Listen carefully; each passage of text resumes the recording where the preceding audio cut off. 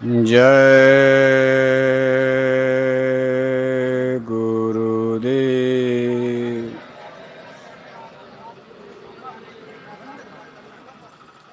जय गुरुदेव नाम किसका। जय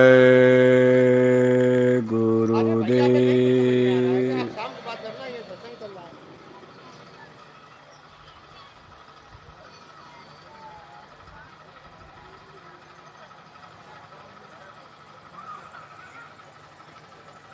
परम पूज्य स्वामी जी महाराज, हमारी संस्था के प्रमुख संस्था अध्यक्ष, वक्त के सतगुरु पूज्य हुजूर महाराज जी, आज के इस सत्संग समारोह में भाग ले रहे सभी सम्मानित सत्संग धर्म प्रेमी भाई बहनों, प्यारे बच्चों, आज आपके इस गांव में जिला कन्नौज उत्तर प्रदेश जय गुरुदेव धर्म प्रचारक संस्था की तरफ से शाश्वत सनातन धर्म का लौकिक पारलौकिक कल्याणकारी सत्संग संदेश होने जा रहा, जो हर इंसान और मनुष्य के लिए लाभकारी है, हितकारी है। ऐसा संदेश जिससे सारी मानव जाति का भला होगा, लाभ होगा। और यह संदेश हमारे परम पूज्य स्वामी जी महाराज ने इस संसार में जन्म लेकर ऐसे समय में जारी किया है जब सारा संसार संघर्ष की स्थिति में खड़ा है। कोई न कोई रगड़ा झगड़ा संघर्ष सबके अंदर विराजमान है, स्थापित है। हम आप दूसरे से भी लड़ते हैं और जब खाली होते हैं तो अपने से ही लड़ते रहते हैं। इसीलिए इसको कलयुग कहा गया है। कलयुग का मतलब ही होता है 24 घंटे संघर्ष करना, जिसका कोई लाभ नहीं, संघर्ष में नुकसान होता। आज सारे संसार की स्थिति आप देख रहे हो, सारा विश्व संघर्ष में ही लगा हुआ है। कभी कभी हम आप इस पर सोचते हैं कि भाई ये दुनिया तो बहुत पुरानी है, मानव जाति की अनगिनत पीढ़ियों ने जन्म लिया और अनगिनत पीढ़ियां मौत को तरह शुरू से दुनिया चल रही थी। इसी तरह से रगड़े झगड़े संघर्ष हो रहे थे। ऐसा नहीं है। हम आप कथा कहानी के रूप में कुछ इतिहास की किताबों से, कुछ स्पिरिचुअल लिटरेचर, धार्मिक ग्रंथों से, पौराणिक ग्रंथों से जो कुछ थोड़ी बहुत सूचनाएं मिलती हैं, इस संसार में धरती पर सबसे पहले सतयुग स्थापित। सतयुग में झगड़ा ना के बराबर था। कोई झगड़ा नहीं, ना कोई अपने मन से लड़ता था, ना कोई किसी देश राष्ट्र में कोई युद्ध होता था। यानी वहां झगड़ा ना के बराबर दिखाई दे रहा। जो इतिहास के पन्ने बता रहे, बल्कि कहा जाता है कि सतयुग सब जोगी विज्ञानी, कर हर ध्यान तरह भव प्राणी। सतयुग में सब लोग जोगी विज्ञानी हैं, सब लोग प्रकाशवान हैं, तेजमय हैं। 17,28,000 वर्ष तक इस धरती पर सतयुग का राज चलता है। इसमें 1 घंटा भी हम आप न घटा सकते हैं न बढ़ा सकते, चूंकि ये कॉन्स्टिट्यूशन ऑफ गॉड, ये युग ईश्वर और परमात्मा के कानून के मुताबिक चलता है। जैसे जन्म और मरण को हम आप नहीं रोक सकते, ऐसे युगों के टाइम पीरियड को न आदमी घटा सकता है न बढ़ा सकता। दूसरे नंबर पर देखो त्रेता युग लगा। त्रेता युग में थोड़ा सा परिवर्तन नजर आता। इसमें रगड़े झगड़े कुछ प्रारंभ हो गए और एक बहुत बड़ा महायुद्ध का इतिहास आज तक हम आप पढ़ते हैं, जिसको लंका का युद्ध कहा गया है। राम और रावण का युद्ध है। ये त्रेता के अंतिम चरण में, और एक बड़ा भयानक धरती का सबसे भयंकर युद्ध था। और इसके पीछे रीजन और कारण बताया गया, धर्म रक्षार्थाय। ये युद्ध गद्दी कुर्सी के लिए, तख्त और ताज के लिए, जमीन जायदाद के लिए नहीं, बल्कि धर्म की रक्षा के लिए लड़ा गया था। अब जैसे जैसे समय बीत रहा है, मनुष्यों में झगड़ा बढ़ता जा रहा, क्योंकि इसमें सबसे बड़ा रीजन और कारण क्या? आध्यात्मिक दृष्टि से पढ़े लिखे लोग, इंटेलेक्चुअल बौद्धिक समाज है आज का, हम आप सही कारण को समझ नहीं पाते। संसार में सारे झगड़े की बुनियाद, सब सारे झगड़े की जड़ आदमी का मन ही होता। मन मन जितना सुंदर होगा, पवित्र होगा, उतना हमारा बुद्धि विचार चिंतन शुद्ध होगा। Good idea, good behaviour, good thinking, आप अच्छा सोचोगे, और अगर अच्छा चिंतन होगा, सोच होगी, तो आपका कर्म भी अच्छा होगा। और जैसे जैसे आदमी की सोच, आदमी की नीयत, आदमी का चिंतन खराब होता जाता, वैसे वैसे आदमी का कर्म भी खराब होता है। और चिंतन सोच मन में पैदा होती है।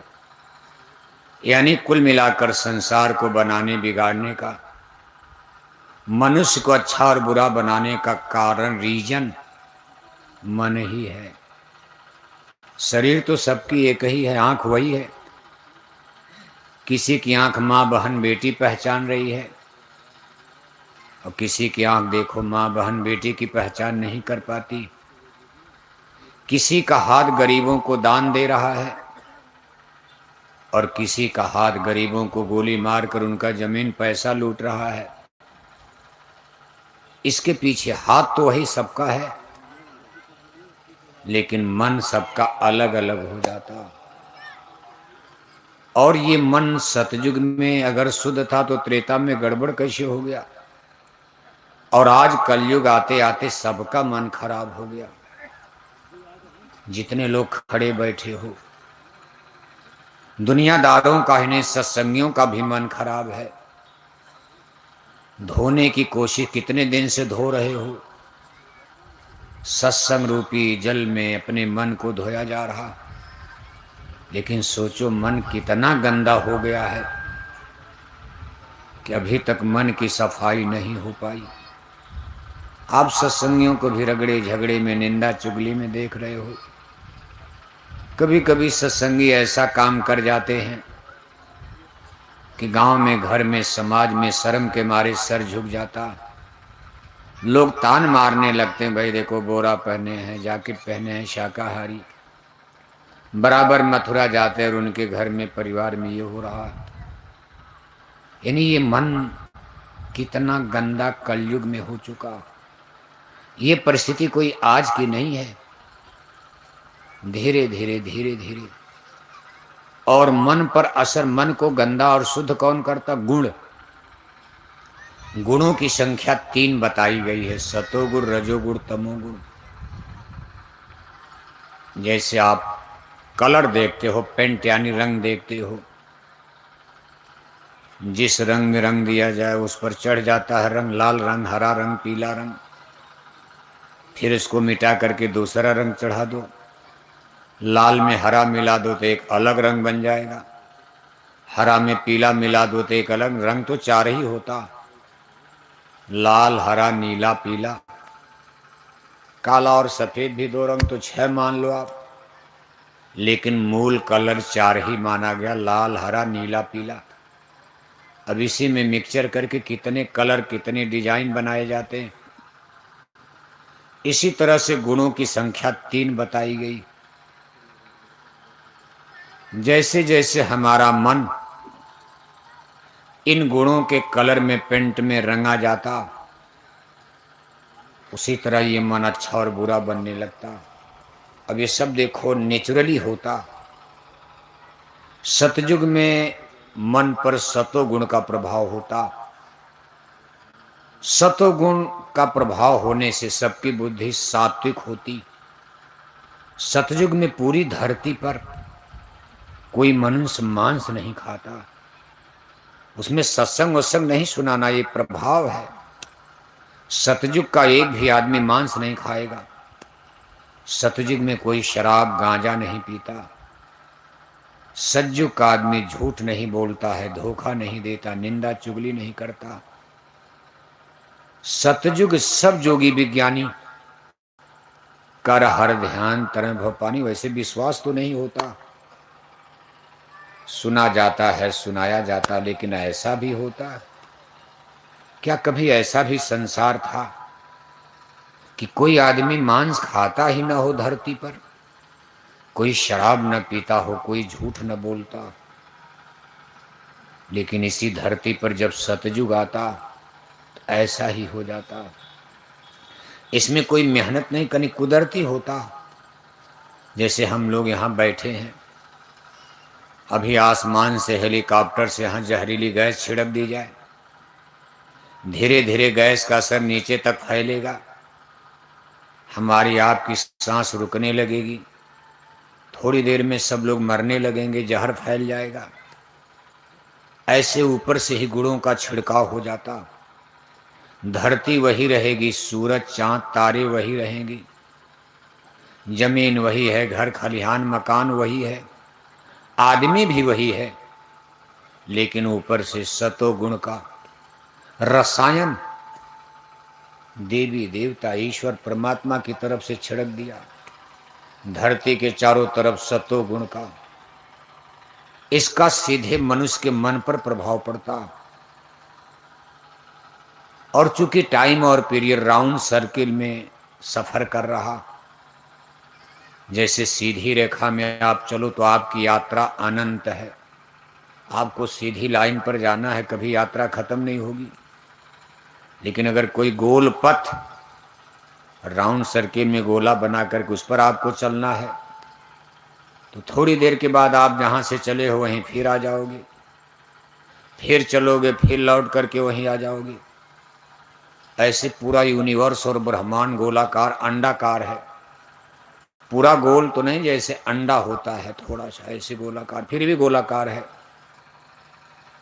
इसलिए यहाँ जाड़ा के बाद गर्मी, बरसात, फिर जाड़ा, फिर गर्मी, फिर बरसात, हर चीज रिपीट होती है। दिन के बाद रात, रात के बाद दिन, सुबह दोपहर शाम, फिर सुबह दोपहर शाम रिपीट हो रही। इसी तरह से टाइम और पीरियड भी राउंड सर्किल में रिपीट होता रहता। आज ये कलयुग है, इसके बाद क्या होगा? जब कलयुग जाएगा तो सतयुग लगेगा। ये सतयुग नहीं जो गुरु महाराज ने कहा, ये सतयुग तो बीच में आ रहा, बल्कि इसको संत युग कहा जाएगा। कलयुग की उम्र 4,32,000 बरस है। 4,32,000 बरस में कलयुग अभी 5,000 बरस बीता है। कलिकाले प्रथम चरणे, कलयुग का प्रथम चरण चल रहा। संतों की मेहनत से, संतों के प्रभाव से उन्होंने कलयुग में लोगों के मन को धो दिया। सत्संग जल जो कोई पावे, मैं लाई सब कट कर जा। देखो इतने लोगों का मन कुछ तो शुद्ध हो गया। कन्नौज जैसे छोटे से जिले में, छोटा माने संख्या तो ठीक ठाक, लेकिन जिले का एरिया चूंकि ये फर्रुखाबाद से कट कर बना। किसी जमाने में कन्नौज एक तहसील तालुका थी, आज कट करके जिला बन गया। तो उत्तर प्रदेश का एक छोटा जिला, एरिया में जमीन में छोटा माना जाता, क्षेत्रफल में। और एक छोटे से जिले कन्नौज में इतने लोग आप, और देखो सभी जातियों के लोग इसमें बैठे हो। वर्मा हैं, पटेल हैं, कुशवाहा हैं, हरिजन हैं, ब्राह्मण हैं, क्षत्रिय हैं, यादव हैं, हर जातियों के लोग। जबकि जाति के नाम पर कितना रगड़ा झगड़ा मचा हुआ, लेकिन सत्संगियों में देखो जाति का कोई झगड़ा नहीं। मान लो अभी मुसलमान नहीं है इस सत्संग सभा में, मुसलमानों से भी कोई झगड़ा नहीं है। आपकी जैकेट और बोरे को देखकर कन्नौज के मुसलमान जय गुरुदेव तो बोल ही रहे हैं। आप मुसलमानों से जय श्री राम बोलो, नहीं बोलेंगे, कहेंगे आधा बरज। आप मुसलमानों से सीताराम बोलो, कहेंगे खुदा हाफिज। मुसलमान राम और कृष्ण का नाम लेने में परहेज करते हैं, लेकिन जय गुरुदेव नाम लेने में कन्नौज के मुसलमानों को कोई परहेज नहीं है। जबकि वो जानते हैं कि गुरु का जी का जन्म इटावा जिले के खेतौरा गांव में हिंदू घर में हुआ है। और वो तो सब लोग जान गए भाई यदकुल में हुआ है। खेतौरा गांव यादवों का गांव है, छिपी बात है नहीं। वहां कोई दूसरी जाति अगल बगल है ही नहीं। सब लोग जान गए धीरे धीरे कि गुरु जी का जन्म यदकुल यदुवंश में खेतौरा गांव में हुआ, इटावा जिले में। फिर भी मुसलमान जय गुरुदेव नाम से परहेज नहीं कर रहे, जान रहे हैं कि हिंदू हैं। इसलिए आशा उम्मीद है कुछ दिन के बाद मुसलमान भी ये सत्संग सुनने के लिए आएंगे। वेजिटेरियन लाइफ सिस्टम, शाकाहारी धर्म का सनातन संदेश, ये जड़ी बूटी दवा भी तो हिंदुओं को बांटी जा रही। अभी कन्नौज के मुसलमान हिंदुओं को सुनाया जा रहा। अभी तो हिंदू ही नहीं समझ पा रहे। कन्नौज के मुसलमानों को सुनाने का समय अभी 8 या 9 बरस के बाद आ रहा है। कै बरस? जोर से बोलो। 8 या 9 बरस के बाद कन्नौज जिले के मुसलमान भी इसी तरह सत्संग में बैठकर जय गुरुदेव मिशन का सत्संग वचन सुनेंगे। आप कहोगे बाबा तब तक तो हम लोग मर ही जाएंगे प्रचार करते करते। अब 8-9 बरस तो बहुत होता। अब आप मर जाओगे क्या आसमान टूट जाएगा? अरे राम चले गए, कृष्ण चले गए, दुनिया नहीं चल रही। महात्मा गांधी चले गए, नेताजी सुभाष चले गए, कितने प्रधानमंत्री मरे जन्मे, सब चले गए। फिर भी कन्नौज चल रहा है, राजे रजवाड़े चले गए। ये दुनिया किसी के भरोसे नहीं है। हमारे लाखों सत्संगी प्रचार करते करते मर गए, क्या प्रचार में कोई कमी है? तब साइकिल से नहीं प्रचार होता, देखो कार से प्रचार हो रहा। कितना बड़ा बड़ा काफिला। लोग सोचते थे कि जय गुरुदेव मिशन अब खत्म हो जाएगा, लेकिन देख रहे हो काफिले पर काफिला, काफिले पर काफिला। क्यों? कि ये काम नहीं इंसान का, ये काम है। कभी ये मत सोचना कि हमारे भरोसे है। आप रहो या ना रहो, भगवान का काम किसी के भरोसे नहीं। गुरु महाराज कहते थे बच्चा मैं अपना काम लकड़ी से करा दूंगा, मैं पेड़ की पत्ती से करा दूंगा, भूतों से करा दूंगा। और आज आप देख रहे हो कन्नौज जिले में प्रचार में कोई कमी है? अब तो गांव गांव गोद लेकर के लोग, देखो इतनी बड़ी संख्या देख रहे हो आप। लेकिन कुल मिलाकर के अभी हिंदुओं को सुनाया जा रहा। समय आने पर मुसलमान भाई भी सुनेंगे। कुल का मतलब यह है कि जय गुरुदेव मिशन का सनातन धर्म का संदेश, ये दवा धीरे धीरे जनता में काम कर रही है। परमानेंट इलाज है ये मन का। और सनातन धर्म का मतलब होता मन का ट्रीटमेंट, मन का इलाज करना, जिससे लोगों का मन शुद्ध होने लगे। बड़ा बैरी ये मन घट में, इसी को जीतना। मन ही तो सब दुश्मन है, चूंकि मन सबका गंदा हो चुका।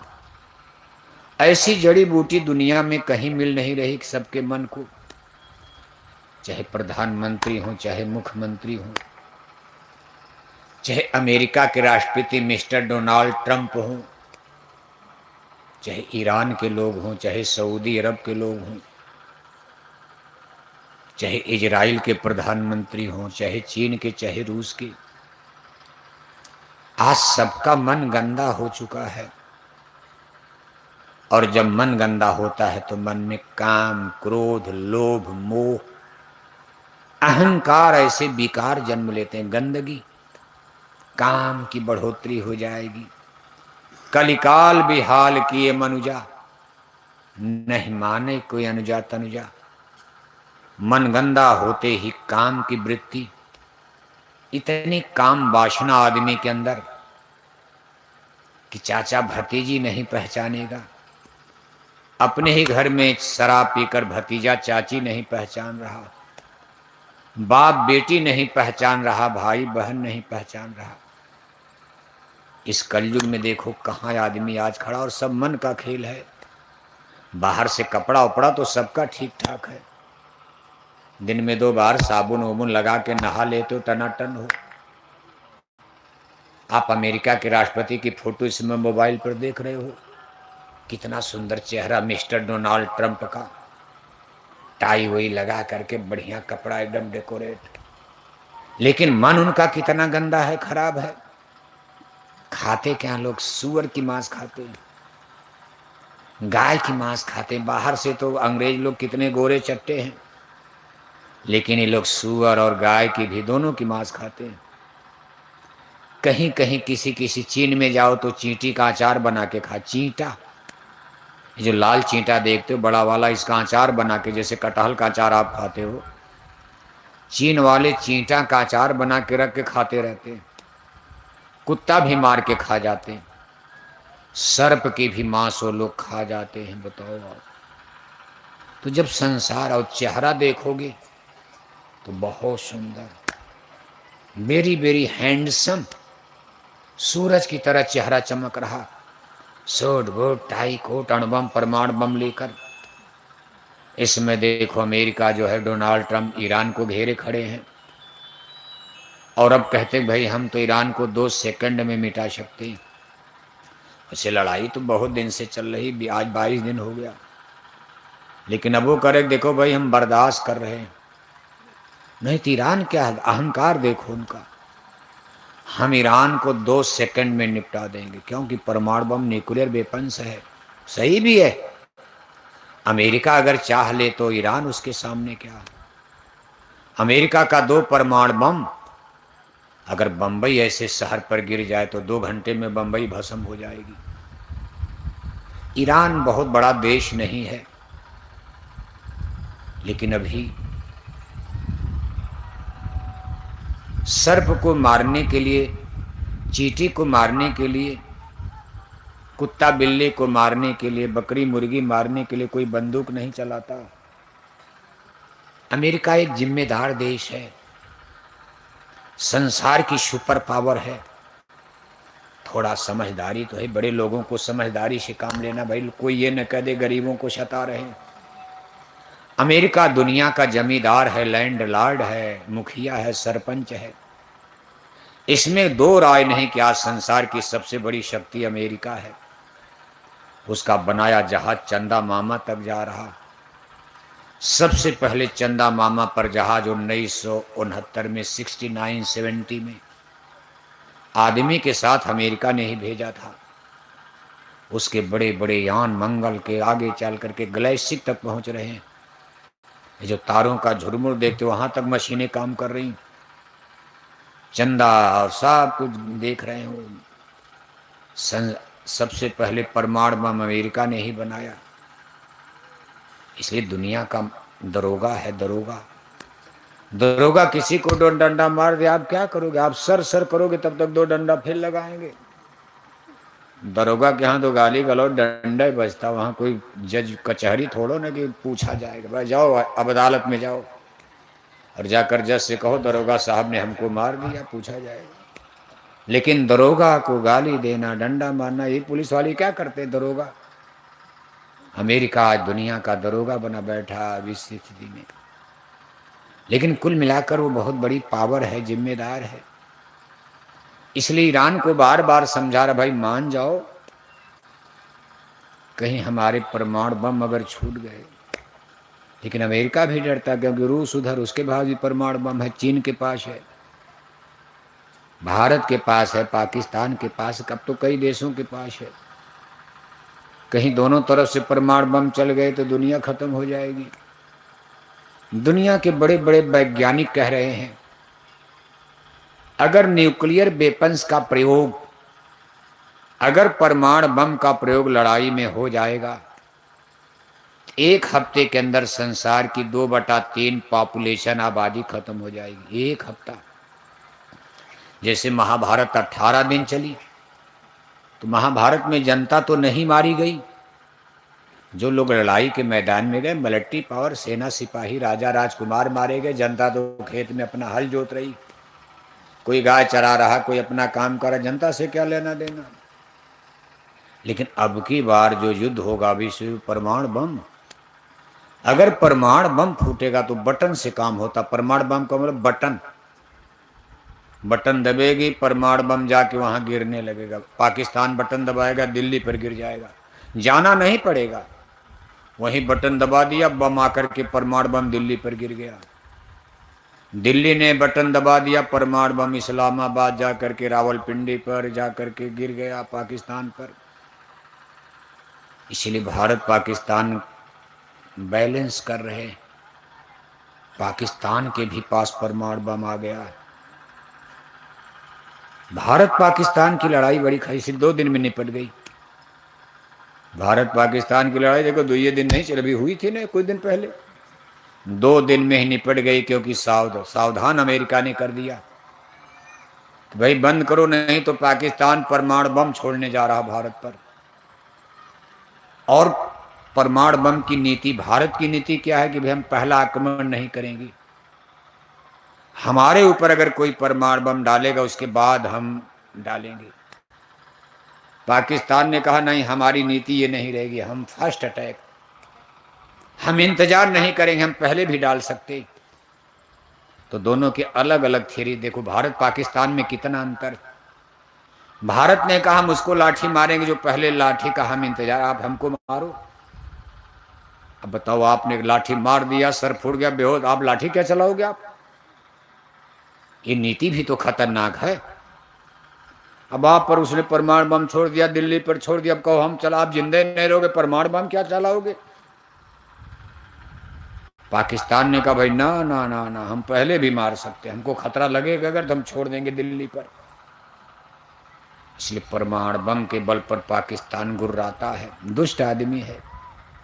दुष्ट आदमी को पावर मिलने का यही फर्क पड़ता। जितना परमाणु बम आज अमेरिका के पास है, अगर किसी दूसरे देश के पास होता तो दुनिया में तहलका मचा देता। अमेरिका फिर भी शालीनता से काम करता। अगर ये परमाणु बम कहीं आतंकवादियों को मिल जाए तब क्या होगा? सीधे कश्मीर पर ही लाकर गिरा देंगे, सबसे पहले भारत में गिरा देंगे। इसलिए अमेरिका इनको रोक रहा है, क्योंकि ज्यादातर आतंकवादी उन्हीं देशों में पाए जाते हैं। कोई ईसाई क्रिश्चियन को आप आतंकवाद में नहीं पाओगे, हिंदुओं को भी आतंकवाद में नहीं देखा जाता। लेकिन कुछ देश है जैसे पाकिस्तान है, ये है वो, इसमें आतंकवादी। अमेरिका सोचता कि अगर इनके पास परमाणु बम, मान लो कहीं ये लीक हो गया, ठीक है देश ने बनाया, पाकिस्तान ने बनाया, लेकिन अगर पाकिस्तान के द्वारा आतंकवादियों को मिल गया, क्योंकि वहीं आतंकवादी भी हैं बगल में, हो सकता आज नहीं कल उसको बनाना वो सीख लें, या कोई उनकी मदद कर दे, या वो कब्जा ही कर लें पाकिस्तान पर, जैसे तालिबानियों ने अफगानिस्तान पर कब्जा कर लिया। इसलिए संसार में लड़ाई कई कोण से हो रही है। और गुरु महाराज की वाणी को अगर आप याद करो तो ही हो रहा है जो गुरु महाराज ने कहा है, सब धर्म लड़ेंगे आपस में, सारे धर्म आपस में टकरा जाएंगे। अमेरिका ईसाई, कहीं मुसलमान, कहीं हिंदू, कहीं सिख, कहीं जैनी, पारसी, बौद्धिस्ट, पादरी, दुनिया में झगड़ा तो वही है। कितने धर्म खड़े हो चुके, लेकिन कुल मिलाकर के बुनियाद मन ही है। चाहे हिंदू हैं उनका भी मन, मुसलमान उनका भी मन, मन तो वही है। मन तो सबका एक ही है, सबके अंदर बुराई पैदा हो गई। अच्छे वाले सुमन, सुमन माने अच्छा मन वाले लोग धरती पर बहुत कम हैं। गुरु महाराज ने एक ऐसी टीम बनाई, इस धरती पर जन्म लेकर लोगों के मन को धोकर सुमन वालों का, अच्छे मन वालों का एक गोल टीम, जिसको जय गुरुदेव मिशन कहा जाता। जरूर कुछ अंतर है, घर में, परिवार में, समाज में आप देख रहे हो दुनियादारों की अपेक्षा सत्संगियों का मन जरूर कुछ अच्छा है। सत्संगी को कोई लाठी भी मारेगा तो सत्संगी गोली नहीं चलाएगा। सत्संगियों के घर में भी बंदूकें हैं। नया नहीं खरीदा, जब वो लोग सत्संगी नहीं थे तब बंदूक खरीद लिया, लेकिन आज जब वो लोग बंदूक लेकर नहीं चलते, कोई जरूरत नहीं है। इसलिए कोई भी सत्संगी कम से कम इतना तो जरूर है, किसी को गोली नहीं मार सकता।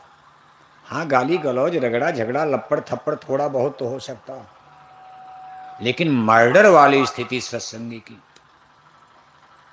नहीं। तो जितना मथुरा में वितंडा मचा, जितना मथुरा में बवाल मचा, अब तक कितने लोग सत्संगी मर गए होते। आपसे में यदुवंशियों की तरह मर जाते हम लोग, लेकिन कम से कम चाहे इधर चाहे उधर सत्संगी कितनों गोल गैंग में बढ़ जाए, डिवीजन हो जाए, डिवाइडेशन हो गया, बंटवारा हो गया, जबानी प्रचार तो होता, भाई उनकी बुराई उनकी बुराई, मथुरा की बुराई उनकी बुराई, मथुरा वाले उनकी बुराई, कोई उनके लिए कुछ कहता, कोई उनके लिए कुछ कहता, आपस में कुछ झड़प भी होती, लेकिन गोली नहीं, बंदूक नहीं, लाठी डंडा नहीं। ये गुरु महाराज की महिमा है। उन्होंने सत्संगियों के मन को जरूर धो दिया है। थोड़ा बहुत लोभ लालच है, जिसके कारण मान लो गोल गैंग बन गई। जब कलयुग है तो मन तो कुछ न कुछ खेल करेगा ही। और इस परिस्थिति में देखो, आज कलयुग, त्रेता युग में राम रावण का युद्ध हुआ, द्वापर लगा और मन गंदा हो गया लोगों का, तमोगुण का प्रभाव धीरे धीरे बढ़ा। त्रेता युग में सतोगुण में कुछ रजोगुण मिला तो मन पर कुछ असर पड़ा, राम रावण। द्वापर युग आते आते सारे राजा ही विधर्मी हो गए, सारे राजाओं का मन ही खराब हो गया। और फिर इतने बड़े महाभारत का युद्ध है, रचना करनी पड़ी भगवान को जन्म लेकर। और जिस समय ये द्वापर युग के बाद कलयुग लगने वाला हुआ, अब तमोगुण का असर ज्यादा, सतोगुण ब्रीफ हो गया। सतोगुण बिल्कुल ना के बराबर, और इसमें तमोगुण का प्रभाव ज्यादा हो, इसको कलयुग कहा जाता। कलयुग, कल का मतलब होता है मशीन, युग माने टाइम पीरियड, समय, ऐसा समय जब सब काम मशीनों से होता, जिसमें ज्यादा काम मशीनें करती, उसको जब जब कलयुग आएगा। ऐसा नहीं कि पहली बार, फिर कलयुग के बाद सतयुग, त्रेता, द्वापर, ऐसे कितने युग कल्प बीत गए। गुरु महाराज कहते थे, भाई कितना युग कितना कल्प बीत गया, आप यहाँ जन्म मरण में पड़े हो। कई बार सतयुग, कई बार त्रेता, कई बार द्वापर, कई बार कलयुग, और इसी तरह चलता रहेगा। जब जब कलयुग आएगा लोगों का मन कुमन हो जाएगा, खराब हो जाएगा।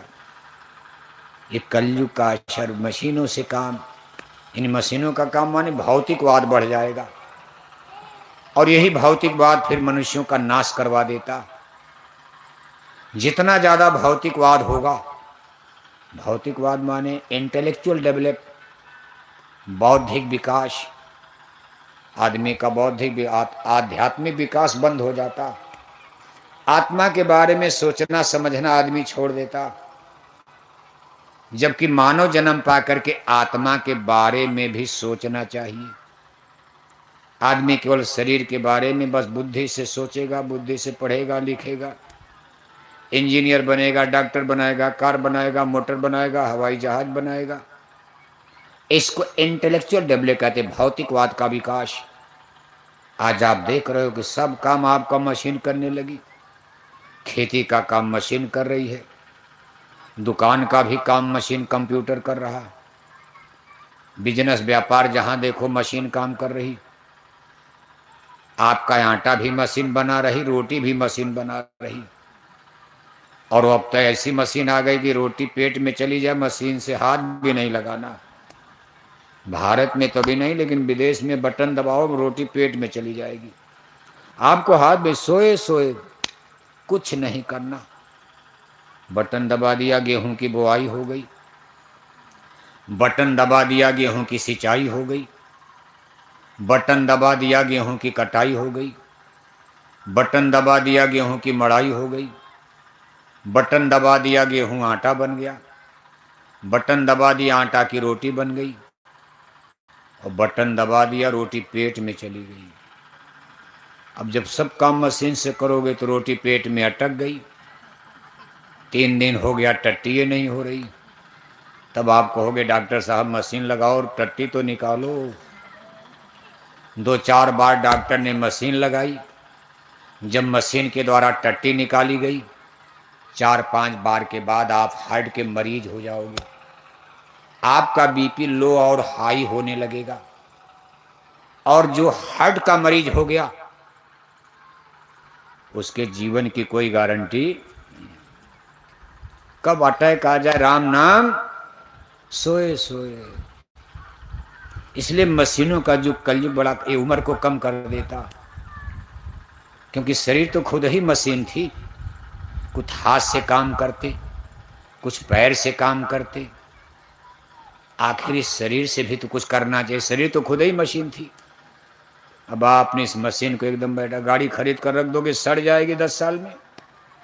ये नहीं कि नहीं चलाओगे तो गाड़ी, उसका टायर टूट 2 साल में खत्म हो, रख दोगे तो और जल्दी खत्म होगा।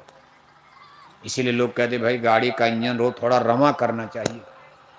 अब आपने शरीर की मशीन को एकदम कर दिया। अरे कहा महाराज कुछ नहीं, दिन भर बैठ के टीवी देखना, कोई काम है? सब बेरोजगार हो गए। खेती का काम मशीन, कितने लोग खेती में लगते थे। घर में 10 आदमी हैं तो सुबह 10 को खेत में जाना, 2 घंटा तो करना मेहनत। लेकिन बेकही ट्रैक्टर पूरे गांव का गेहूं काट के गिरा दिया, किसको खेत में जाना। अब 8 बजे तक सो रहे हो, और जब सो करके उठे तो अचौड़ी कचौड़ी पकौड़ी जलेबी समोसा, 4-4 चोखा, 4-4 चटनी, 4-4 अचार, 4-4 सब्जी। कोई पैसा की कमी है नहीं। एक जमाना था इतनी मेहनत होती थी, सब्जी मिली तो दाल नहीं, दाल मिली तो सब्जी नहीं। दिन भर हल बैल लेकर खेत में पड़े हैं, और खाने के लिए बाप दादे पुरखे पूर्वजों को सब्जी मिली तो दाल नहीं, दाल मिली तो सब्जी नहीं, पैर में जूता चप्पल नहीं है, कार मोटर को कौन कहे, साइकिल भी घर में नहीं है। उन लोगों का जीवन और आपके जीवन में कितना अंतर आ गया। आपको कुछ नहीं करना है, दिन भर बैठकर मोबाइल देखना, और बकरी की तरह दिन भर कुचुर कुचुर खाना। 10 बार काफी पियोगे तो कहो कचौड़ी बनाओ। कोई काम वाम तो है नहीं, बेरोजगार। अब सब नौकरी खोज रहे, कहाँ से नौकरी मिलेगी बताओ आप? कहाँ से सबको नौकरी मिलेगी? सब तो डिग्रीधारी हो गए। सब नौकरी में जाओगे फिर सब मास्टर हो जाओगे, विद्यार्थी कहाँ मिलेंगे? सरकार ने भी हाथ खड़ा कर दिया, कहा भाई जितने लोगों को हमने नौकरी दिया है उतने लोगों को ही तनख्वाह देने के लिए लखनऊ के खजाने में पैसा नहीं है। बिजली का बिल देते नहीं हो, नहर की सिंचाई माफ ही है, टैक्स चुंगी देते नहीं हो, गेहूं चावल मुफ्त ले रहे हो, तो पैसा आसमान से आएगा खजाने में? सरकार कोई सिक्का बना रही? पैसा तो आप ही को टैक्स देना है, आप ही से लेना है, लोगों को तनख्वाह देना है। कुल मिलाकर के परिस्थितियां सबको बेरोजगार कर दिया मशीनों ने। जहां 10-10 हजार आदमी बंबई कानपुर में कपड़े की मिल में काम करते थे, आज लंदन अमेरिका रूस की बड़ी मशीनें लग गई। 10 हजार लोग बेकार हो गए, अपने अपने घर चले गए पेंशन लेकर। कपड़ा का काम मशीनें कर रही हैं, जूता चप्पल सब मशीन, सुई से लेकर के हेलीकॉप्टर जहाज तक सब मशीन बना रही। जहां 10-10 हजार आदमी, वहां 10-20 आदमी बस मशीन पर लग गए, काम हो गया। गांव में 100-100 आदमी हल जोतते थे, अब हल बैल लेकर। आज एक ही आदमी ट्रैक्टर लेकर पूरा गांव की खेती कर देगा। तो 99 तो बेरोजगार हो गए। 100 आदमी का काम एक ट्रैक्टर वाला कर रहा है। 99 बैठो घर में टीवी देखो, नहीं टीवी देखो चलो गांजा पियो मंदिर में गांजा पियो, चलो दारू पियो, चुनाव आ रहा प्रधान जी खुद ही पिलाएंगे, पैसा भी नहीं खर्च करना, दारू पियो, वोट दे दो, प्रधान बना दो। इसलिए इसको कलयुग कहा गया है, कलयुग मशीनों का युग। और सब लोग सुविधा की तरफ भाग रहे हो। सेक्रीफाइस, त्याग, तपस्या, मेहनत, ईमानदारी, जो मानवीय गुण है सब लोग छोड़ रहे हो। जेषाम न विद्या न तपो न दानम, ज्ञानम न शीलम न गुणो न धर्म, ते मर्त लोके भूई भार भुआ, मनुष्य रूपेण मृगाश्चरन्ति। हम मनुष्य धरती पर, धरती माता के लिए भार बन गए हैं। किसी माता ने बेटे को जन्म दिया, अब बेटा न कुछ करना है न धरना है, शाम को घर में ठाट से खाना है, सीने पर चढ़ करके कपड़ा लेना है, पीने के लिए पैसा, तो माँ बाप के लिए भार ही तो है। अरे भाई ठीक है खाओ पियो, लेकिन 2 पैसा कमा के तो लाओ। हम मनुष्य ज्यादातर लोग धरती माता के लिए भार बन गए।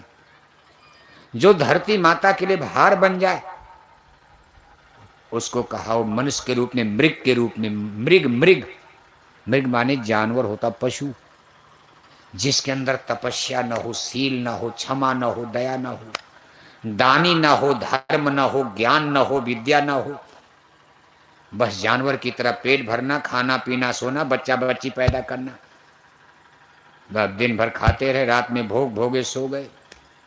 रात गंवाई सोई के, दिना गंवायो खाए, हीरा जन्म मोल था कौड़ी बदले जाए। सबका जन्म तो कन्नौज में इसी में भी, दिन भर खाने में, रात भर भोग भोगने में, बस इसी में सुबह शाम सुबह शाम। हमने अपने धरती माता का कर्ज, देवी देवता का कर्ज, जिस भगवान ने हमको मानव शरीर दिया उनका कर्जा उतारना था आपको। ये नरदेही किसने आपको दिया? अगर लंगड़ा बना देते, अंधा बना देते, बहरा बना दिए होते, तब आप क्या करते? जिन सुंदर तन दियो ताहि बिसरायो, ऐसे नमक हरामी। कहते भाई हम लोग नमक हराम हो गए, भगवान का एहसान भूल गए। उस परमात्मा को सुबह शाम धन्यवाद तो देते, हे प्रभु आपने हमको अंधा नहीं बनाया, माँ के गर्भ में बहरा नहीं बनाया, हमको माँ के गर्भ में गूंगा नहीं बनाया, हमको आपने इतने सुंदर शरीर दिया है परमात्मा। परमात्मा ने आपको शरीर दिया, इंजीनियर बना दिया, डॉक्टर बना दिया, पढ़ाई लिखाई करके मास्टर बन गए, प्रोफेसर बन गए, जज बन गए, बैरिस्टर बन गए। अब आप घमंड में भगवान को ही गाली देने लगे। आप लोगों से, पढ़े लिखे लोगों से अपने गांव में जब बात करते हो, प्रचार करने जाते हो, और जब पढ़े लिखे लोगों से मुकाबला होता, पढ़े लिखे लोगों की जरा वाणी सुनो आप, ऐसा अहंकार में बोलते हैं पढ़े लिखे लोग, मालूम पड़ता कि भगवान को इन्होंने ही बनाया है। उनसे कहो भाई आपको भगवान ने बनाया? ना ना, हमने ही भगवान को बनाया, ये सूरज चांद हमने बनाया, धरती आसमान सब हमने बनाया। वो कहते god is nothing, there is no existence of god. कहा भगवान माने बकवास है। तमाम पढ़े लिखे लोग देखो उल्टी भाषा बोलने लगे। इसको कलयुग कहा जाता, भौतिकवाद।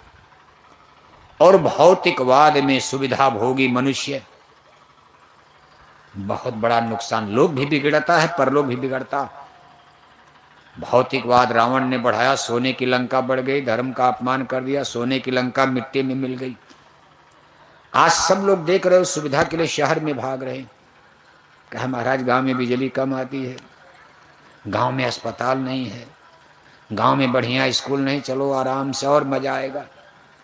गांव में 2 सब्जी मिल रही, शहर में जब चाहोगे आधी रात को भी कटहल मिल जाएगा, आधी रात को भी शहर में दारू शराब मिल जाएगी, अंडा खाने को मिल जाएगा, बड़ा आराम रहेगा, 24 घंटे बिजली रहेगी, आराम से कूलर में एसी में सोएंगे। लेकिन आपको मालूम नहीं कि ऊपर वाला क्या कर रहा। करें करावें भंजें सोई, उमा राम गत लखे न कोई। सबकी बुद्धि पर काल सवार होकर आपको मौत के कुएं में घसीटा जा रहा। शहर में, शहरों का भविष्य फ्यूचर अच्छा नहीं है। महात्मा गांधी जी ने भी मना किया था कि बड़े बड़े शहर मत बसाना, इससे लोगों का जीवन खतरे में पड़ जाएगा। शहरों में आबादी ज्यादा हो जाएगी, 1 करोड़ लोग वहीं टट्टी पेशाब करेंगे। इतने जमीन में करोड़ों लोग टट्टी करेंगे, पेशाब करेंगे, तो वहां का पानी जहरीला हो जाएगा। ऑक्सीजन O2 यानी हवा जहरीली हो जाएगी। इसको वैज्ञानिक भाषा में जलवायु प्रदूषण कहा जाता। हवा और पानी हमारे आपके जीवन के लिए बड़ी महत्वपूर्ण चीज है। शुद्ध हवा, शुद्ध पानी। कहा जब आबादी ज्यादा होगी, बड़े बड़े शहर, तो वहां जलवायु प्रदूषण, हवा पानी गंदा हो जाएगा। और मान लो अगर कोई बीमारी फैल गई छुआछूत वाली, कि बड़े बड़े शहर उसकी चपेट में आ जाएंगे। गांव वाले तो बच जाएंगे, गांव वाले तो बच जाएंगे, शहर वाले मारे जाएंगे। ये चीज उस समय समझ में नहीं आई जब महात्मा गांधी जी ने कहा। लेकिन जब कोरोना महामारी आई तो लोगों ने देखा, दिल्ली छोड़कर भागने लगे, बंबई छोड़कर लोग गांव गांव जाने लगे, घर में जाकर रहने लगे, भाई अपना खेती खोज रहे। गुरु महाराज इसीलिए भूम जो तक खेतीहर काशकार संगठन, महापुरुष मजाक नहीं करते। आपको याद होगा गुरु जो पुराने सत्संगी, संत बचन पलटे नहीं पलट जाए ब्रह्मांड। गुरु महाराज ने हम लाखों लोगों को 14-15 मई 1983 में देखो जब बोरा पहनाया। आज करीब 43-44 साल हम लोगों को बोरा पहनते हो गया। बैठ जाओ बैठ जाओ बैठ जाइए, एक तो लेट आ रहे हैं, तब तक बैठो जल्दी, वहीं बैठ जाओ बैठ जाओ, चप्पल नीचे रख लीजिए। गुरु महाराज ने दूरदर्शी कहा, टाटधारी दूरदर्शी। इसके बाद गुरु महाराज ने भूम जो तक खेतीहर काशकार संगठन उत्तर प्रदेश के बहराइच जिले के देवलखा गांव में, आज भी वो जगह है, आश्रम बन गया। गुरु महाराज ने भूम जो तक खेतीहर काशकार संगठन की आधारशिला रखी। आगे चलकर इसका नाम भूम जो तक समूह रखा। गुरु महाराज ने कहा मैंने दूरदर्शी टाट वालों को जिम्मेदारी दी है कि दिल्ली की सत्ता और सत्ता का अधिकार भूम ज्योतकों को दे दिया जाए, तब भारत में सुख शांति आएगी, राम राज आएगा। यानी गांव की तरफ, गांव की तरफ, गांव की तरफ। हम लोग शहर की तरफ भाग रहे और गुरु महाराज कहते थे गांव की तरफ चलो।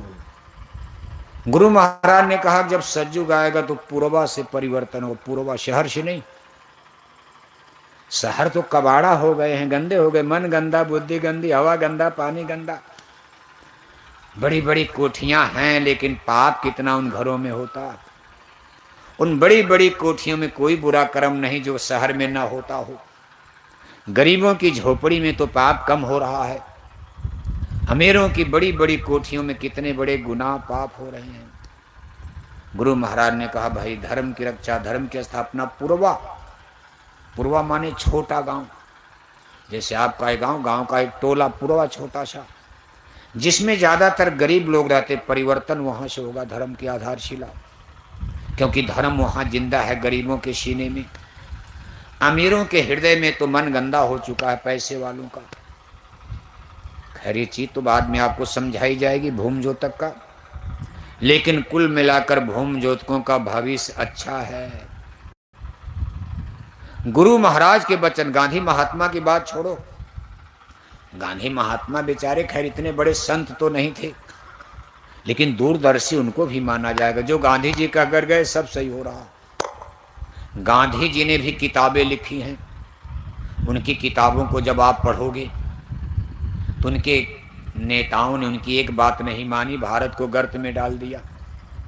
गांधी महात्मा कहते थे आजादी के बाद शराब की दुकानों को बंद करवा देना, ये गांधी जी ने कहा था। बीड़ी तक नहीं पीते थे, लेकिन सरकारों ने नहीं माना, उल्टा कर दिया। गांधी जी ने कहा रेलों का बहुत बड़ा जाल मत बिछाना, यानी बहुत ज्यादा रेल मत बनाना, मतलब भर का बना देना। ज्यादा रेल बनाओगे कोई बीमारी फैलेगी, लोग ट्रेन से भागेंगे, जहाज से, बस बीमारी भी बढ़ जाएगी। ज्यादा लोगों का आना जाना होगा तो बीमारियां बढ़ेंगी। छुआ बंबई की बीमारी तुरंत कन्नौज आ जाएगी। बीमारी बंबई में लगी छुआछूत की, ज्यादा ट्रेन बना दोगे तुरंत ट्रेन पर बैठ करके कन्नौज आ जाएंगे, यहाँ बीमारी आ जाएगी। कन्नौज से ट्रेन फर्रुखाबाद जाएगी, वहां 2-4 लोग उतरेंगे, वहां बीमारी फैल जाएगी। दूसरा घाटा होगा, सारी जमीनें इसमें चली जाएंगी।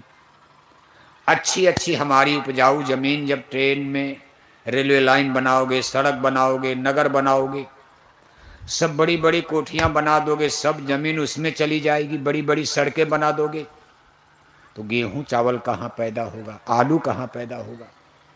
आबादी बढ़ती जाएगी, जमीन कम होती जाएगी तो गेहूं चावल नहीं। रेल रहेगी, हम लोग मरेंगे नहीं। नहीं ये सड़कें बनेगी, हम लोग मरेंगे नहीं। नहीं डीजल पेट्रोल मिलेगा, कार नहीं चलेगी, हम लोग साइकिल से चल लेंगे, मरेंगे नहीं। डीजल पेट्रोल नहीं मिलेगा, अपने रिश्तेदारी नातेदारी आज भी हम लोग साइकिल चला लेंगे। क्यों भाव साहब सो गए का? हाँ हाँ हाँ, झूठ बोल रहे हैं। अरे भाई देखो, आज भी थोड़ा बहुत साइकिल तो हम तो साइकिल चला के मथुरा तक चले जाते थे। आज तो खैर कोई हमको देखकर सोचता कि इतनी आजमगढ़ कहाँ कहाँ मथुरा। हम देखो बार बार उस जमाने में, सन 80 में, 81 में, 79 में, 78 में आजमगढ़ से साइकिल से मथुरा, साइकिल से जयपुर, आजमगढ़ से दिल्ली, बराबर जैसे लगता था हंसी खेल है। तो उससे शरीर भी ठीक ठाक। आज तो देखो कार में चल रहे हैं, लेकिन एक थप्पड़ कोई मार दे तो मर ही जाएंगे। और तब साइकिल चलाते थे, दिन भर भूखे थे, कहीं रोटी वोटी मिल गई। इसी आपके छिबराई देखो, जीटी रोड से भी गए हैं साइकिल से, बेवर में रुके थे। बेवर में हमारे थे भाई हरि सिंह चौहान जी, इमरजेंसी में उनकी दुकान सरकार ने सील करवा दिया। ठाकुर साहब थे, उनके यहाँ भी हम रुके हैं। छिबरा मऊ में एक हज्जाम थे बेचारे, नाई शर्मा जी, उन्होंने भी हमको एक बार भोजन कर साइकिल से, जब हमारा कोई परिचय नहीं था, उन्होंने देखा झंडा उंडा साइकिल पर, हमको रोका, खिलाया पिलाया, फिर आगे बढ़ गए। और आज की बात नहीं, 40-50 साल पहले की हम कथा सुना रहे हैं, करीब करीब 40 बरस पहले। तो नहीं कार मोटर रहेगा, हम लोग मर जाएंगे। नहीं यात्रा किया जाएगा, अपने अपने घर में रहेंगे। 2-4 किलोमीटर अपने गेहूं गन्ना के खेत में टहल लिया जाएगा, साग सब्जी दिखाई, निराई गुड़ाई किया, नहीं बाजार जाएंगे। नहीं चाय पानी किया जाएगा, नहीं नेतागिरी किया। बाजार में जाकर क्या करते, दिल्ली लखनऊ दिल्ली, फर्जी बात है, झगड़ा झंझट। लेकिन अगर गेहूं चावल नहीं मिलेगा तब क्या करोगे आप? इसलिए बात कितनी महत्वपूर्ण है कि अब ज्यादा सड़कें मत बनाओ, ज्यादा फैक्ट्री कारखाने में जमीन मत फंसाओ, और ज्यादा शहरों का विस्तार मत करो। सारी जमीन घर मकान कोठी हवेली में चली जाएगी। आलू और सब्जी, गन्ना, गेहूं, चावल कहाँ पैदा होगा? हम लोग खाएंगे क्या? आबादी बढ़ रही है, जमीन खत्म कर दोगे। जमीन तो रबड़ है नहीं कि बढ़ जाएगी। अब जमीन तो जितनी अब उतने रहेगी, कम होती जा रही। इसलिए महात्मा गांधी की बात आज देखो धीरे धीरे। दूसरी बात उन्होंने कहा, एक तो बीमारियों का डर है, शहरों में प्रदूषण फैलेगा। दूसरा, शहर खतरे में है। सबसे ज्यादा खतरा भूकंप में है। भूकंप आपके गांव में आ गया तो आप गन्ने के खेत में, गेहूं के खेत में भाग जाओगे, झोपड़ी में सो, अगर झोपड़ी गिर भी जाएगी तो मरोगे नहीं, बहुत होगा टांग टूटेगी। और जब तक घर हिलेगा, धीरे से निकल कर घर के बाहर, अपने बगल में ही तो खेत है, यहाँ भूकंप आ जाए, अभी मान लो अभी आ जाए, तो हम लोग धीरे से निकल जाएंगे। थोड़ा खंभा वंभा गिरेगा, दो चार लोग घायल, हम लोग तो कूद के इधर निकल जाएंगे। सब खेत ही तो है, गेहूं गन्ना का खेत। लेकिन जब शहरों में भूकंप आएगा, कोठियां आपस में टकराएंगी, वो लोग भाग कर 100-100 मंजिला कोठी बना दिया बंबई में। और अब तो आप जाओ लखनऊ में देखो, बना रहे हैं जगह जगह। शहरों में बचने की कोई उम्मीद नहीं रहेगी भूकंप में। और अगर वो लोग भागना भी चाहें तो भागेगा, इतने बड़ी सड़क है, दोनों तरफ से कोठी आपस में टकराएगी, 100-100 मंजिला, कोई बचेगा? 50 मंजिला से कैसे उतरेंगे नीचे? तब तक तो राम नाम सत्य हो जाएंगे। हम श्राप नहीं दे रहे हैं, ये गुरु महाराज की वाणियां, महापुरुषों की। मना किया जा रहा, शहरों का विस्तार बंद करो। एक तो जमीन बर्बाद हो रही, गांव की जमीन कोठी में जा रही। अभी तो आपको मुआवजा मिला 50 लाख, कार मोटर खरीद के टनाटन बड़े आदमी बन गए, और खेती होती खत्म। जिस दिन गेहूं चावल की कमी पड़ जाएगी, खाओगे क्या? जैसे आज गैस की कमी आ रही, गोबर ओबर छोड़ दिया। अरे कहा गोबर से बदबू करता, गोबर बनाना, कंडी बनाना छोड़ के सब गैस चूल्हा पर आ गए। ईरान ने कहा हम अब जाने ही नहीं देंगे, सब तो वहीं से आता। जहां इस समय लड़ाई चल रही, देखो 40% भारत में गैस और डीजल पेट्रोल, अरब कंट्रीज जहां इस समय लड़ाई, और ईरान ने उस रास्ते को समुद्र में बारूदी सुरंग बम बिछा करके घेर दिया। कहा जाओगे जहां उड़ जाओगे, सब जहाज फंस गए। भारत के भी तमाम जहाज गैस लाद करके उधर फंसे हैं, इधर पानी, बीच में सुरंग बिछा दिया।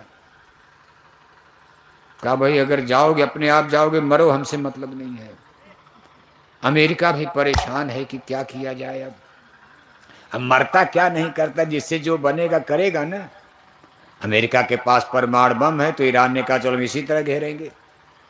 कहा जहां जहां आपके लोग हैं हम उन्हीं को मारेंगे। अब अमेरिका तो बहुत दूर है, वहां ईरान कहां पहुंच पाएगा।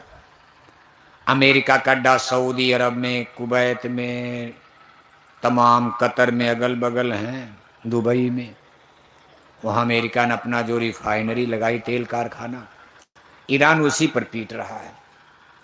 अब उसके दो मुसलमान भी नाराज, भाई हमारा क्या रे भाई, तो अमेरिका को क्यों बसा दिया, क्यों बसाया अमेरिका को? ईरान कह रहा भाई क्यों बसा दिया, हम इन्हीं को मारेंगे, अमेरिका को कुछ तो नुकसान करें। अमेरिका 10,000 किलोमीटर दूर है, हम तो वहाँ जा नहीं पाएंगे, लेकिन कुछ तो करेगा नुकसान। दुश्मन का अपना अपना चल रहा है। मान लो अगर गैस न आवे तब क्या करोगे? अब आप बच्चे भूखे मरोगे, लकड़ी खोजोगे, कंडी खोजोगे, गोहरा खोजोगे। इसलिए भौतिकवाद अच्छी चीज, थोड़ा कंडा उंडा बना के रखा करो।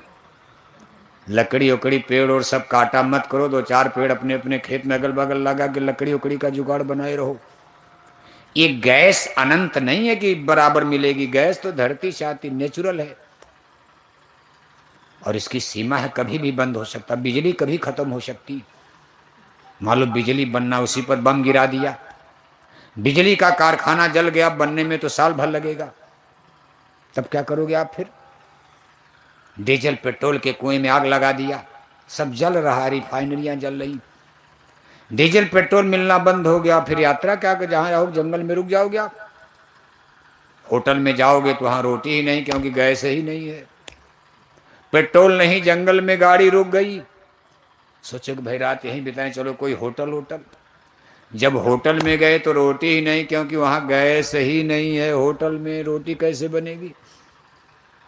इसलिए शहरों का भविष्य खतरे में है, भूकंप का खतरा। और तीसरा खतरा नगरों में, शहरों में परमाणु बम का है। पहले जमाने में लड़ाई तो देखो बंदूक से, तोप से, तीर तलवार से, आमने सामने। अब लड़ाई जब परमाणु बम की हो रही है तो बटन दबा करके परमाणु बम गिराए जाएंगे। ये बम मिसाइल अब अरबों रुपए के परमाणु बम को कोई चना मटर के खेत में गिराएगा, क्या लाभ मिलेगा? ऐसी जगह गिराया जाएगा जहां दुश्मन का ज्यादा नुकसान हो। बड़े बड़े शहर जहां बड़ी बड़ी कोठियां हैं, बड़ी बड़ी रिफाइनरी है, बंदरगाह हैं, बड़े बड़े फर्टिलाइजर हैं, बड़ी बड़ी इंडस्ट्रीज फैक्ट्री कारखाने हैं, रेलवे स्टेशन है, हवाई अड्डा है, ये सब शहरों में ही तो है। एक ही परमाणु बम में कितना बड़ा दुश्मन का ज्यादा से ज्यादा नुकसान हो।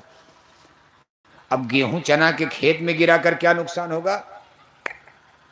इसलिए जब युद्ध होगा, महायुद्ध होगा, विश्व युद्ध होगा और परमाणु बम का प्रयोग होगा तो भारत के बड़े बड़े शहर जद में हैं पाकिस्तान की मिसाइलों की।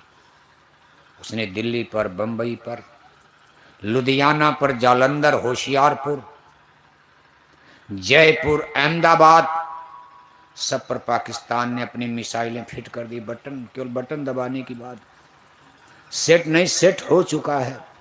भारत ने भी सेट कर दिया, इस्लामाबाद, लाहौर, रावलपिंडी, कराची। खैर, भारत तो पाकिस्तान को नष्ट कर देगा। सत्य है कि पाकिस्तान खत्म हो जाएगा, लेकिन हमारा भी तो 2-4 शहर जाएगा, हमारी भी 1-2 अंगुली तो कटेगी। मान लो दिल्ली पर ही गिर गया, हम नहीं गिरा पाए, उसने पहले ही गिरा दिया।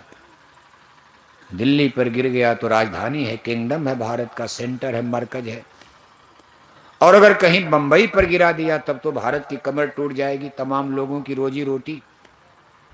आपके गांव के जिले के भी बहुत लोग बंबई रहते हैं, विशेषकर पूर्वी उत्तर प्रदेश, बिहार के लोग बंबई में बहुत रहते हैं। तमाम लोगों की गरीबी देखो बंबई से दूर हो रही। भारत की आर्थिक नगरी राजधानी है बंबई, इसलिए दुनिया के बड़े बड़े नगर, महानगर, इनका भविष्य अच्छा नहीं है। इसलिए हम आपसे अपील कर रहे हैं कि शहरों की तरफ ज्यादा मत भागो, घर और जमीन बेचकर। अगर आप शहर में नौकरी करते हो, चलो ठीक है, रहो आप, लेकिन एक पांव आपका गांव में भी रहे, एक पांव शहर में, एक पैर गांव में, एक पैर। अगर आपके घर गांव में जमीन है तो बेचो मत, मत बेचना इसको, भूम जोतकों का जमाना आ रहा। गांव का भविष्य उज्जवल है। जैसे लोग पहले कहते थे, उत्तम खेती मध्यम बान, निश्चित चाकरी भीख निदान। चाकरी माने नौकरी को निषिद्ध कहा जाता, सबसे खराब काम। उत्तम खेती, सबसे अच्छी खेती, दूसरे नंबर पर बिजनेस, धंधा, दुकान, डलिया। नौकरी तीसरे नंबर पर सबसे। अब आज के जमाने में तो नौकरी को आगे कर दिया। अब फिर धीरे धीरे देखो गड़बड़ मच रहा। अब तो लोग कह रहे भाई कुछ नहीं होने जा रहा, क्योंकि अन्न मनुष्य के लिए जरूरी है, भोजन तो जरूरी है। सारा नशा उतर जाएगा जिस दिन रोटी नहीं मिलेगी, सारी अंग्रेजी भूल जाएगी। 100 सूट बूट टाई कोट अलमारी में रखे हो और 2 दिन रोटी न मिले तो टाई कोट अच्छा लगेगा? सोना चांदी खाओगे?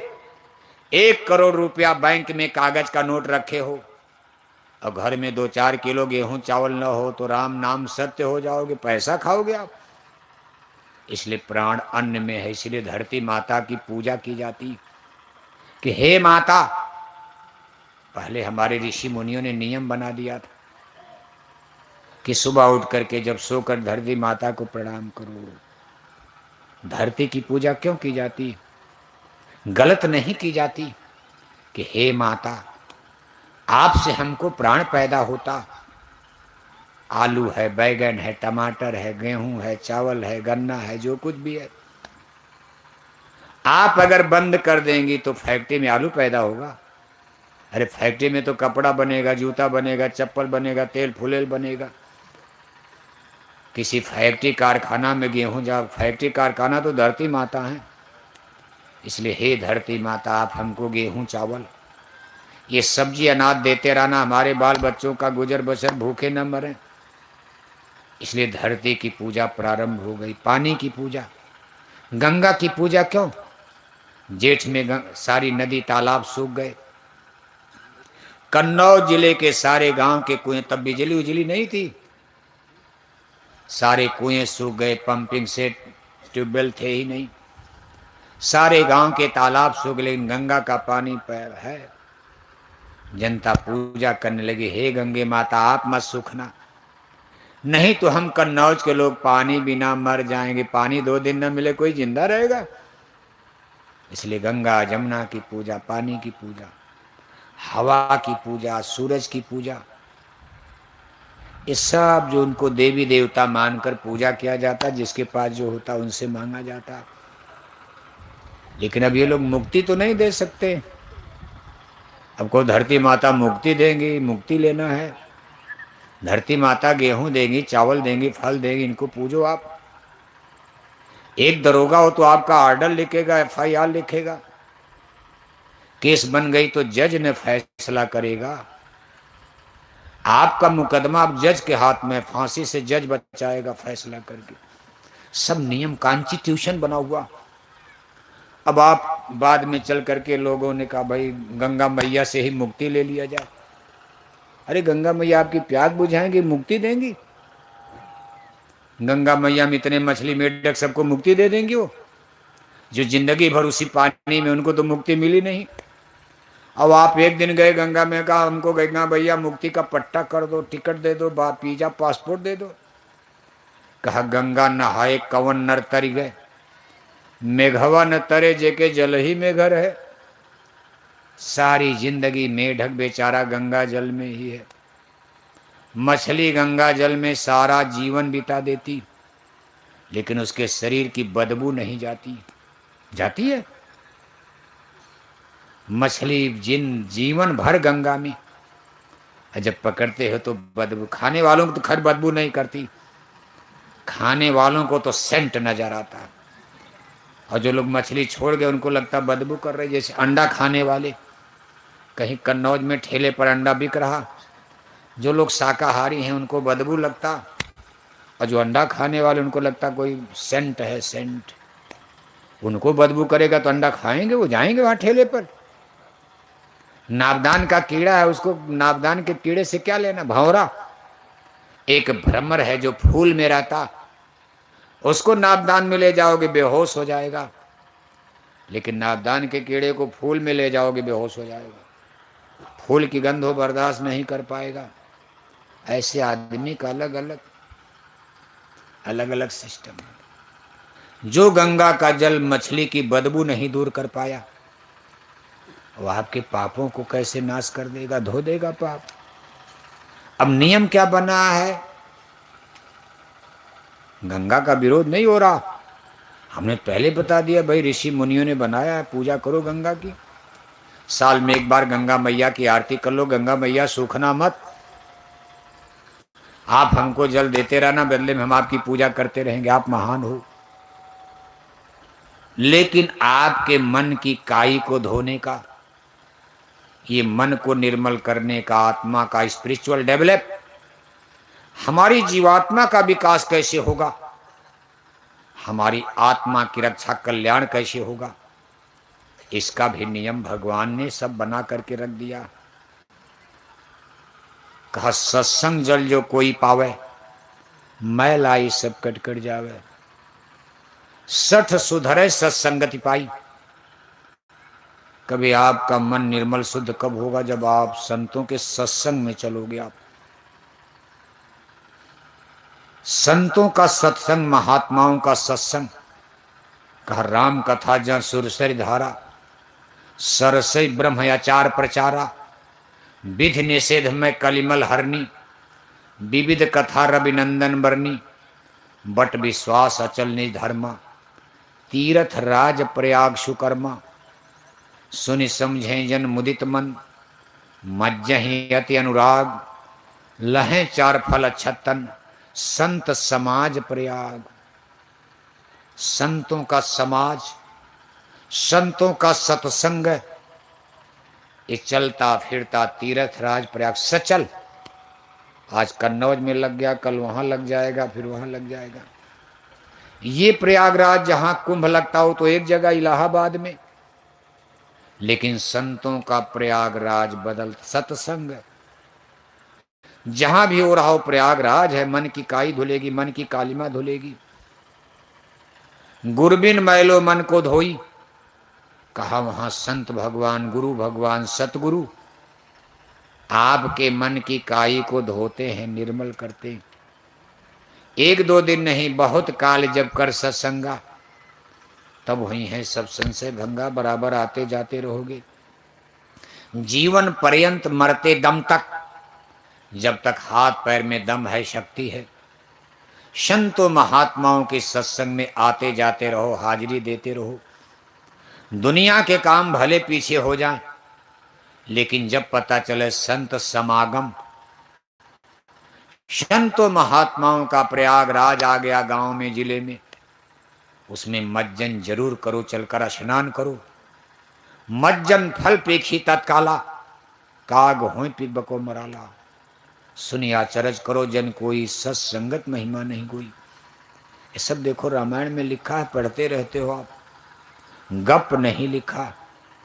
हमारे गुरु महाराज ने देखो सत्संग गोदावरी, सत्संग गंगा, सत्संग रूपी प्रयागराज लोगों के लिए स्थापित कर दिया। और ये जगह जगह इसीलिए लग रहा है कि दो चार शब्द सुन करके लोगों के मन की काई धुलेगी, मन शुद्ध होगा, चिंतन सही होगा, लोग सुधरेंगे, इस पर विचार करेंगे, और फिर भगवान का भजन अपनी आत्मा के कल्याण के लिए, अपनी जीवात्मा का कल्याण कैसे होगा, रक्षा कैसी होगी, इसके लिए उनको रास्ता मिल जाएगा, निकल चलेंगे। ये ज्ञान सत्संग में ही आकर होगा। बाकी तो दुनिया पूजा पाठ धर्म कर्म, और उसी को लोग सही धर्म मानकर कर ही रहे हैं लोग। आप अपने गांव जवार में, अगल बगल, पास पड़ोस में देख रहे हो लोग, आज तमाम हिंदू लोग कैसी पूजा करते, बस मंदिर में टन टन घंटे घंटा बजाए जा रहे, हरे रामा हरे कृष्णा कीर्तन गाए जा रहे, रात भर अखंड रामायण पढ़े जा रहे, गंगा गोदावरी महाकुंभ नहाए जा रहे, जय श्री राम नारा लगाए जा रहे, और एक एक किलो मछली खाए जा रहे, 10-10 बोतल शराब, एक एक किलो अंडा। अब वो इसी को धर्म का मुक्ति मिल गई, बस काम हो गया। कोई मर गया, कहेंगे स्वर्गवास हो गया। दादा मर गए, तेरे ही मना कर चिट्ठी लिख देंगे, पूजनीय दादाजी का क्या हो गया, दादी मर गई क्या हो गया, माताजी मर गई क्या हो गया, पिताजी मर गए क्या हो गया, पूरे कन्नौज का क्या हो गया, पूरे उत्तर प्रदेश का क्या हो गया, पूरे इंडिया हिंदुस्तान भारत का क्या हो गया। तब तो भगवान का नरक खाली पड़ा होगा। आज तक किसी ने ये चिट्ठी नहीं लिखा कि मेरे दादा का तो नरकवास हो गया। सब लोग एक ही नोटिस जारी करते हो 13वीं में ब्रह्मभोज में, अपने रिश्तेदारों को सबको कागज पर सूचना दी जाती कि मेरे पूजनीय दादाजी का क्या हो गया, दादा 2 कुंतल मछली खाकर मर गए। उनकी भी 13वीं में चिट्ठी नोटिस जारी कर दिया, इनका भी क्या हो गया, दादा सारी जिंदगी शराब पी पी कर मर गए, वहां भी नोटिस जारी कर दिया, स्वर्गवास हो गया। तब तो भगवान का नरक खाली पड़ा। भगवान भी चिंता में होंगे कि नरक बना करके मुझको क्या लाभ मिला, कोई आ ही नहीं रहा। लेकिन हमारे आपके कहने से तो होगा नहीं। स्वर्ग नरक का टिकट आप दोगे? यहां रेलवे में जाते हो, अपने घर से टिकट बना कर ले जाओगे आप? स्टेशन मास्टर टिकट देगा, कागज का ही टिकट होता, लेकिन उस पर स्टेशन मास्टर की जब दस्तखत होगी, जिसको सरकार ने रजिस्टर्ड किया, अधिकृत किया, वही टिकट माना। वैसे आप फर्जी दस्तखत बना के बैठ गए ट्रेन में, टीटी आएगा, पकड़ेगा, जेल में डाल देगा। तो आपने स्वर्ग बैकुंठ का फर्जी टिकट बनाना हिंदुओं ने शुरू कर दिया। कहा दादा जाओ, कौन संतों के पास जाता। भगवान ने नियम बनाया, भाई संतों के पास जाओ टिकट मिलेगा। गुर बिन मैलो मन को धोई, सतगुर बिना न कोई बाँचे, नाम बिना 84 नाचे। ऐसी कुगत होएगी सबकी, जो नहीं धारे सदगुरु अब की। जो जो गुरु भक्ति से चूके, ताके मुँह पल पल थूके। गुर बिन भव नित तरे न कोई, जो बिरंच शंकर शम हुई। करण धार सदगुर दे नावा, दुर्लभ सास सुलभ कर पावा। भगवान ने नियम बनाया भाई संत टिकट बांटेंगे। कौन बांटेंगे? कहा प्रधानमंत्री नहीं बांटेंगे। प्रधानमंत्री स्कूल बनवाएंगे, अस्पताल बनवाएंगे, सड़क बनवाएंगे। प्रधानमंत्री आपको गेहूं देंगे, चावल देंगे, दाल देंगे, पिसान देंगे, आटा देंगे। कहा प्रधानमंत्री टिकट, स्वर्ग वैकुंठ का टिकट मुख्यमंत्री देंगे, एमपी एमएलए देंगे, गांव के प्रधान जी टिकट देंगे स्वर्ग वैकुंठ का। कहा ये टिकट संत देंगे, केवल संतों को। कहा ब्राह्मण भी नहीं देंगे। ब्राह्मण माने आधुनिक पंडित, आज के पंडित, वो ब्राह्मण नहीं। एक ब्राह्मण तो थे ब्रह्म जानाति थी, ब्राह्मण जो ब्रह्म को पाए, भगवान को पाए। अब ये तो वास्तव में ब्राह्मण, ये तो जात के ब्राह्मण मान लो। अब कोई ब्राह्मण होकर के मछली खा रहा, वो स्वर्ग वैकुंठ का टिकट दे पाएगा? वो खुद गड्ढे में जा रहे, दूसरे को क्या देंगे? अंधा गुरु और बहिरा चेला होए नरक में। आपको कि हमारे दादा ने इनको गुरु बनाया, हम भी इन्हीं को गुरु बनाएंगे, हमारे जजमानी गुरु हैं। अरे दादा ने जिनको गुरु बनाया वो ब्राह्मण मछली नहीं खाते थे, और आप जिसको गुरु बनाने जा रहे हैं उनके नाती पोता मछली अंडा खा रहे हैं, शराब पी रहे हैं। अब सब ब्राह्मणों की बात हम नहीं कर रहे हैं। हर जगह सब लोग खराब नहीं होते, सब ब्राह्मण खराब नहीं, सब ब्राह्मण अच्छे भी नहीं है, सब यादव खराब नहीं है, सब यादव अच्छे भी नहीं है, सब ठाकुर खराब नहीं, सब ठाकुर अच्छे भी नहीं है, सब हिंदू अच्छे नहीं, सब हिंदू खराब भी नहीं है, सब मुसलमान खराब नहीं, सब मुसलमान अच्छे भी नहीं है। एक ही घर में रावण और विभीषण नहीं पैदा हो गए? आखिर दोनों तो ब्राह्मण थे, उत्तम कुल पुलस्त के नाती। रावण और विभीषण एक ही घर में पे, दोनों के चाल चरित्र अलग अलग। इसलिए न कोई जाति अच्छी है न कोई जाति खराब है, सब लोग खराब नहीं, हर जगह अच्छा बुरा चलता। इसलिए आप कहोगे नहीं सब ब्राह्मण गड़बड़, तो ऐसा भी नहीं है। गोसाई महाराज जात के ब्राह्मण देखो, रामायण लिखकर ब्राह्मण ही गए। इतना अच्छा ग्रंथ, इतना महान ग्रंथ रामचरितमानस, एक ब्राह्मण ने ही हमको आपको इतना बड़ा ज्ञान दिया। गोसाई महाराज जात के ब्राह्मण, ब्राह्मणों ने बहुत कुछ किया है देश दुनिया समाज के लिए। बड़े बड़े ग्रंथ, बड़े बड़े महाग्रंथ, बड़े बड़े महाकाव्य, बड़ी बड़ी साधना, बड़ी बड़ी उपासना, बड़े बड़े मंत्र जप तप। लेकिन एक रावण भी ब्राह्मण थे जो धर्म के दुश्मन भी हो गए, वो भी तो ब्राह्मण थे। एक तरफ तो ब्राह्मण देखो रामायण लिख रहे हैं, और एक तरफ एक ब्राह्मण रावण है जिनके लिए रामायण में क्या लिखा गया, उसी रामायण ब्राह्मण लिख रहे हैं। एक ब्राह्मण रामायण में रावण के बारे में क्या लिख रहे हैं? राम तो क्षत्रिय हैं, राम को भगवान बता रहे, रावण को असुर बता रहे हैं। और भगवान ने जन्म क्यों लिया धरती पर, ये सब देखो गोसाई महाराज ने रामायण में सिलसिलेवार दिया। भगवान धरती पर जन्म लेने जा रहे हैं, क्यों? कोई गद्दी कुर्सी के लिए कहा, जब जब होई धर्म की हानि, बढ़े असुर महाअभिमानी, करें अनीति जाई ना बरनी, सीधे विप्रधेन सुर धरनी, बाढ़ खल बहु चोर जुआरा, जे लंपट पर धन पर दारा, माने मात पिता नहीं देवा, साधुन ते करवावें सेवा, करें मोह बह द्रोह परावा, राम कथा सत्संग न भावा, जेहि जेहि देश धेन दुज पावे, नगर गांव पुरी आग लगावें, जेहि विध होई धर्म निर्मूला, सो सब करें वेद प्रतिकूला, जिनके यह आचरण भवानी, ते निश्चर समझानो प्राणी, तब तब धर पर मनुष्य शरीरा, हरें कृपा निसज्जन पीरा, असुर मारि थापै सुरई, राखें नुसृ सेत, जग विस्तारें विसर्जस राम जन्म का हित। ये बात तो स्पष्ट है रामायण के कथनानुसार कि भगवान ने धरती पर जन्म लिया धर्म की रक्षा के लिए। क्या उस समय धर्म के लिए खतरा हो गया था? जैसे आज हम लोग धर्म का प्रचार कर रहे हैं, ये मानकर प्रचार किया जा रहा है भाई धर्म संकट में है, लेकिन सब लोग तो पूजा कर ही रहे हैं। मंदिर, देवालय, शिवालय, कोई न कोई पूजा सब लोग, हिंदू मुसलमान सब कर रहे। फिर भी धर्म संकट में है। गुरु महाराज ने धरती पर जन्म लेकर इतना बड़ा मिशन और आपको एक काम दे करके कि भाई आप इस काम में अपना रुपया पैसा दान दक्षिणा लगाओ। गुरु महाराज ने कहा आप हमारा काम करो, हम आपका सब काम लोक परलोक बना देंगे।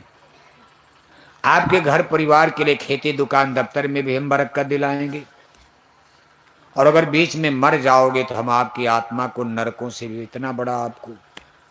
लेकिन कहा मेरा काम करो आप। गुरु महाराज का काम क्या था? सनातन धर्म। सनातन धर्म माने शाकाहारी धर्म की रक्षा के लिए आप अपना अपना योगदान करो।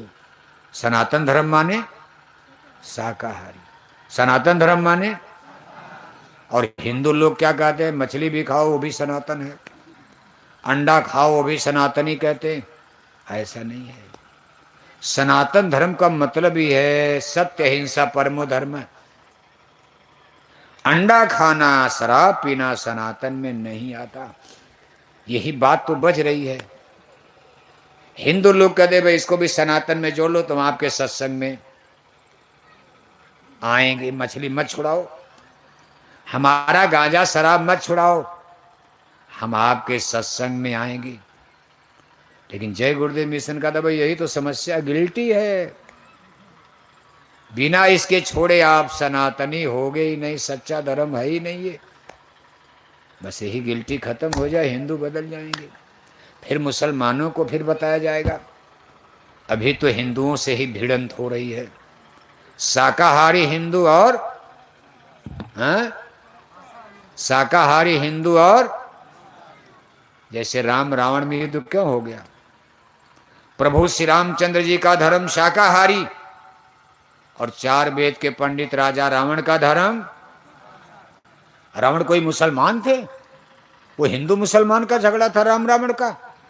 उत्तम कुल पुलस्त कै नाती, शिव बिरंच पूजे बहु भांति। आपसे ज्यादा पूजा रावण करते थे। लेकिन बस गिल्टी क्या बन गई राम रावण में?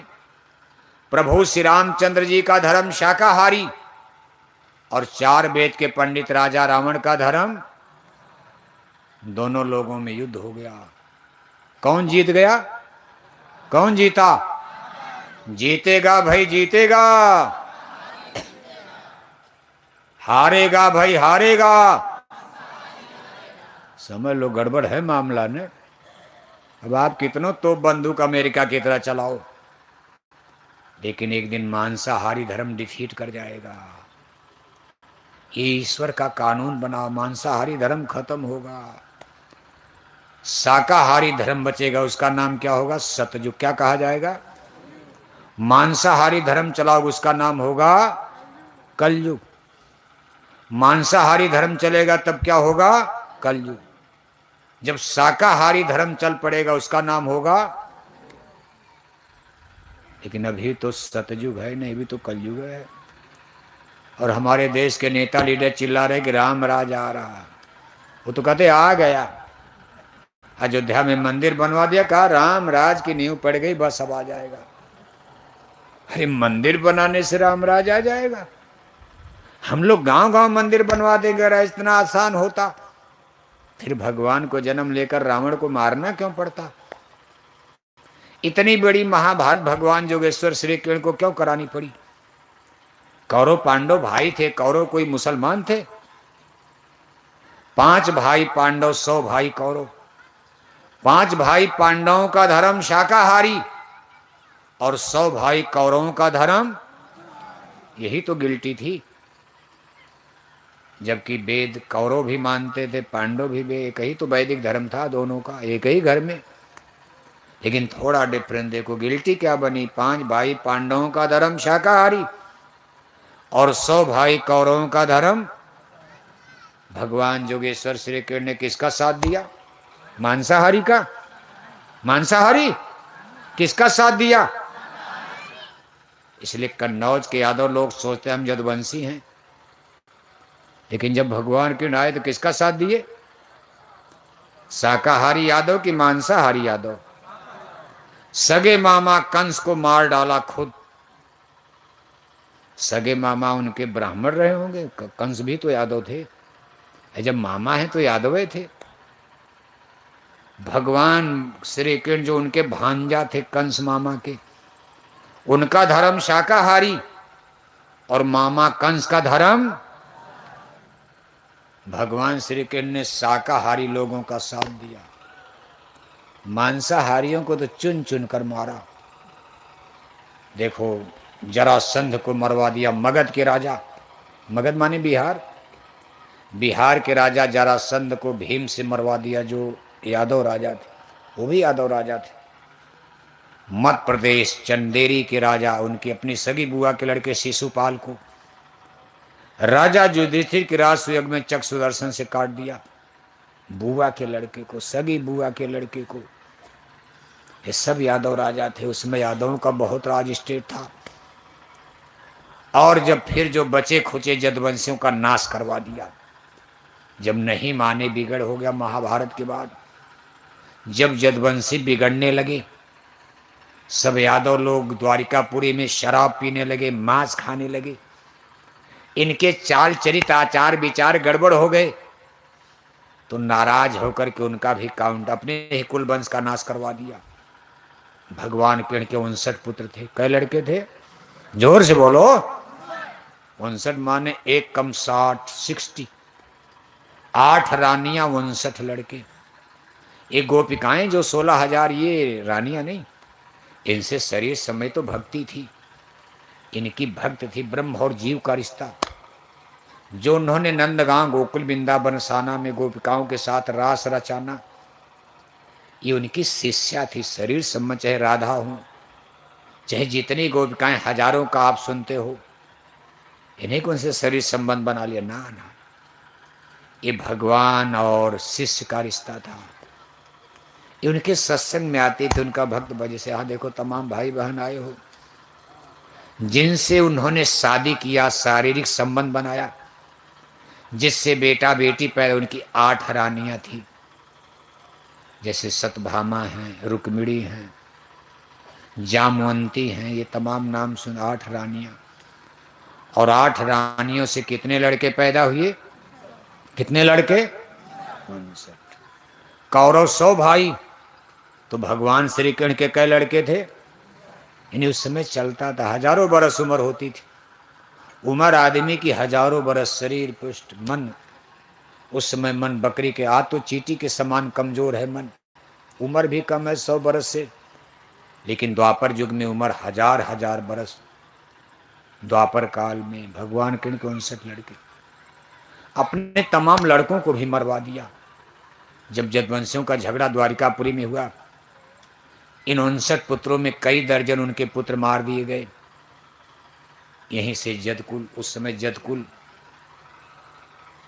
56 कुर, 56 वंश, 56 वर्ग समूह में डिवाइड था।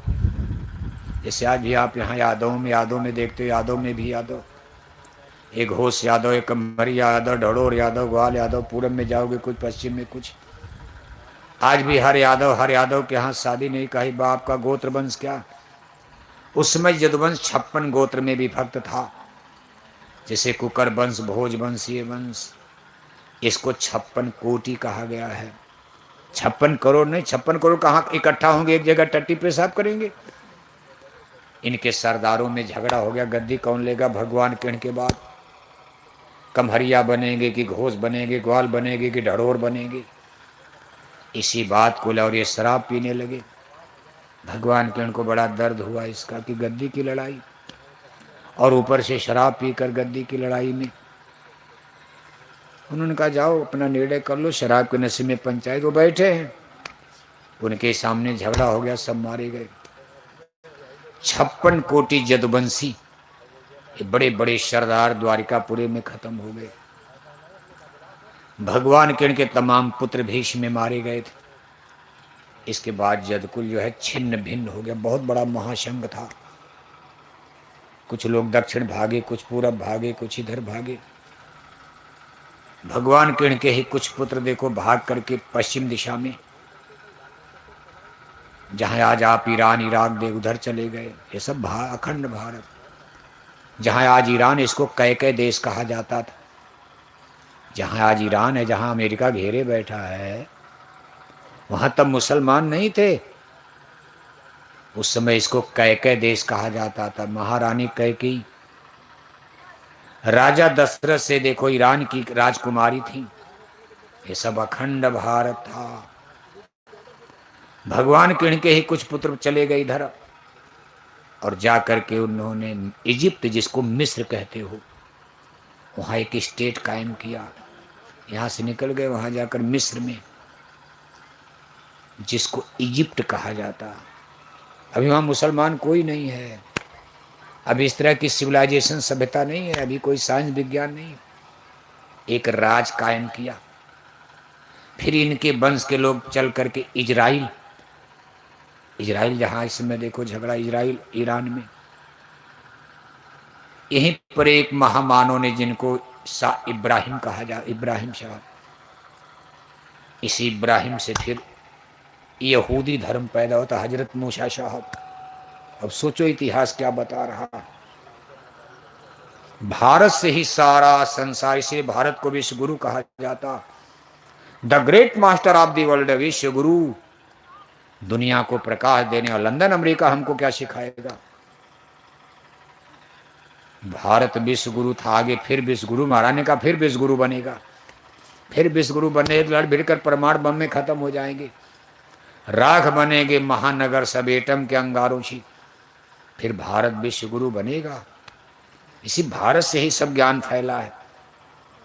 और शाह इब्राहिम से देखो यहूदी धर्म, मूसा साहब, इसी में से फिर आगे चल करके यहूदी घर में ईसा मसीह साहब ने जन्म लिया यरूशलेम।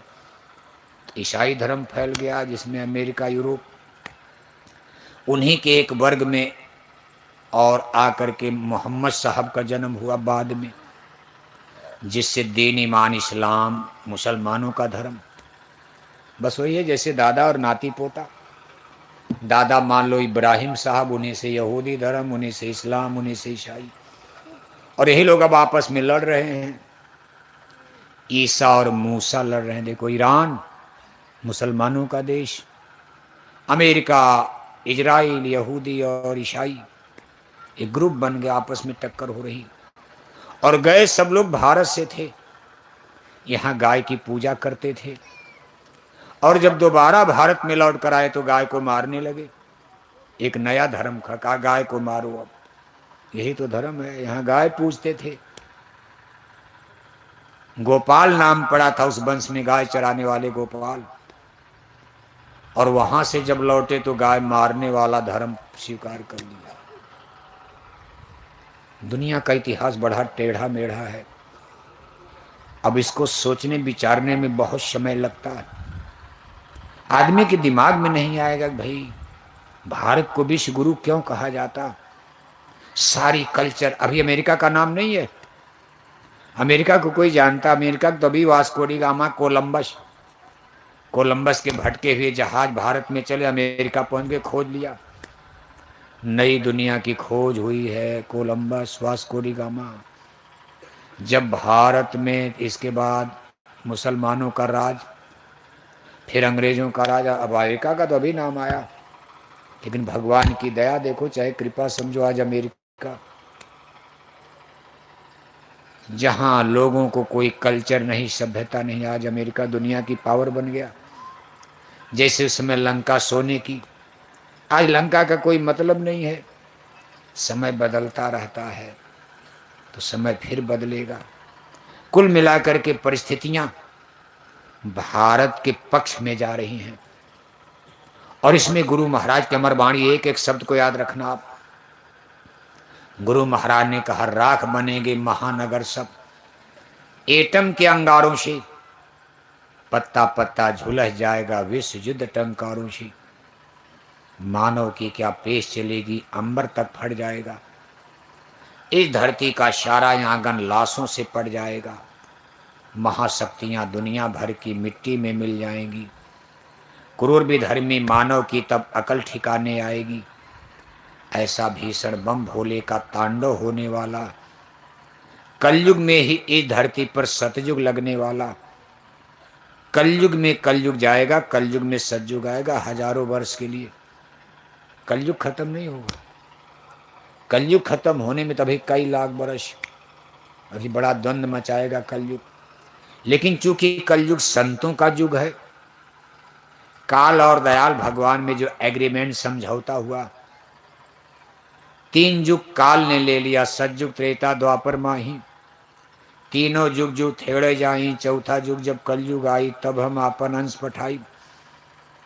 बढ़िया बढ़िया 3 युग तो काल ने ले लिया, और दयाल भगवान को, संतों को कलयुग का महाराज इसी में आप रहिएगा।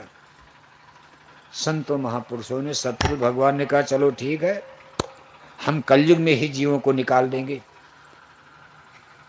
और इस कलयुग में संत बराबर आते रहेंगे। इसलिए इसको बैलेंस, अगर संतों का अवतार कलयुग में तो मानव एकदम पशु बन जाएगा। अगर गुरु महाराज जन्म लेकर शाकाहारी धर्म का प्रचार न कराते, तो आज तक आपके कन्नौज में कोई शाकाहारी हिंदू मिलता भी नहीं। सब लोग मांस और शराब में डूब जाते। फिर भी देखो, आज हम लोग 43 साल से बोरा पहन रहे हैं। इतना प्रचार आपके कन्नौज में हो रहा, कितने करोड़ों का तो पर्चा, झंडा, बैनर, पोस्टर खत्म हो गया होगा प्रचार करते करते। लेकिन आप परिणाम उल्टा हो गया। आज 80% हिंदू भारत में मांसाहारी हो गए।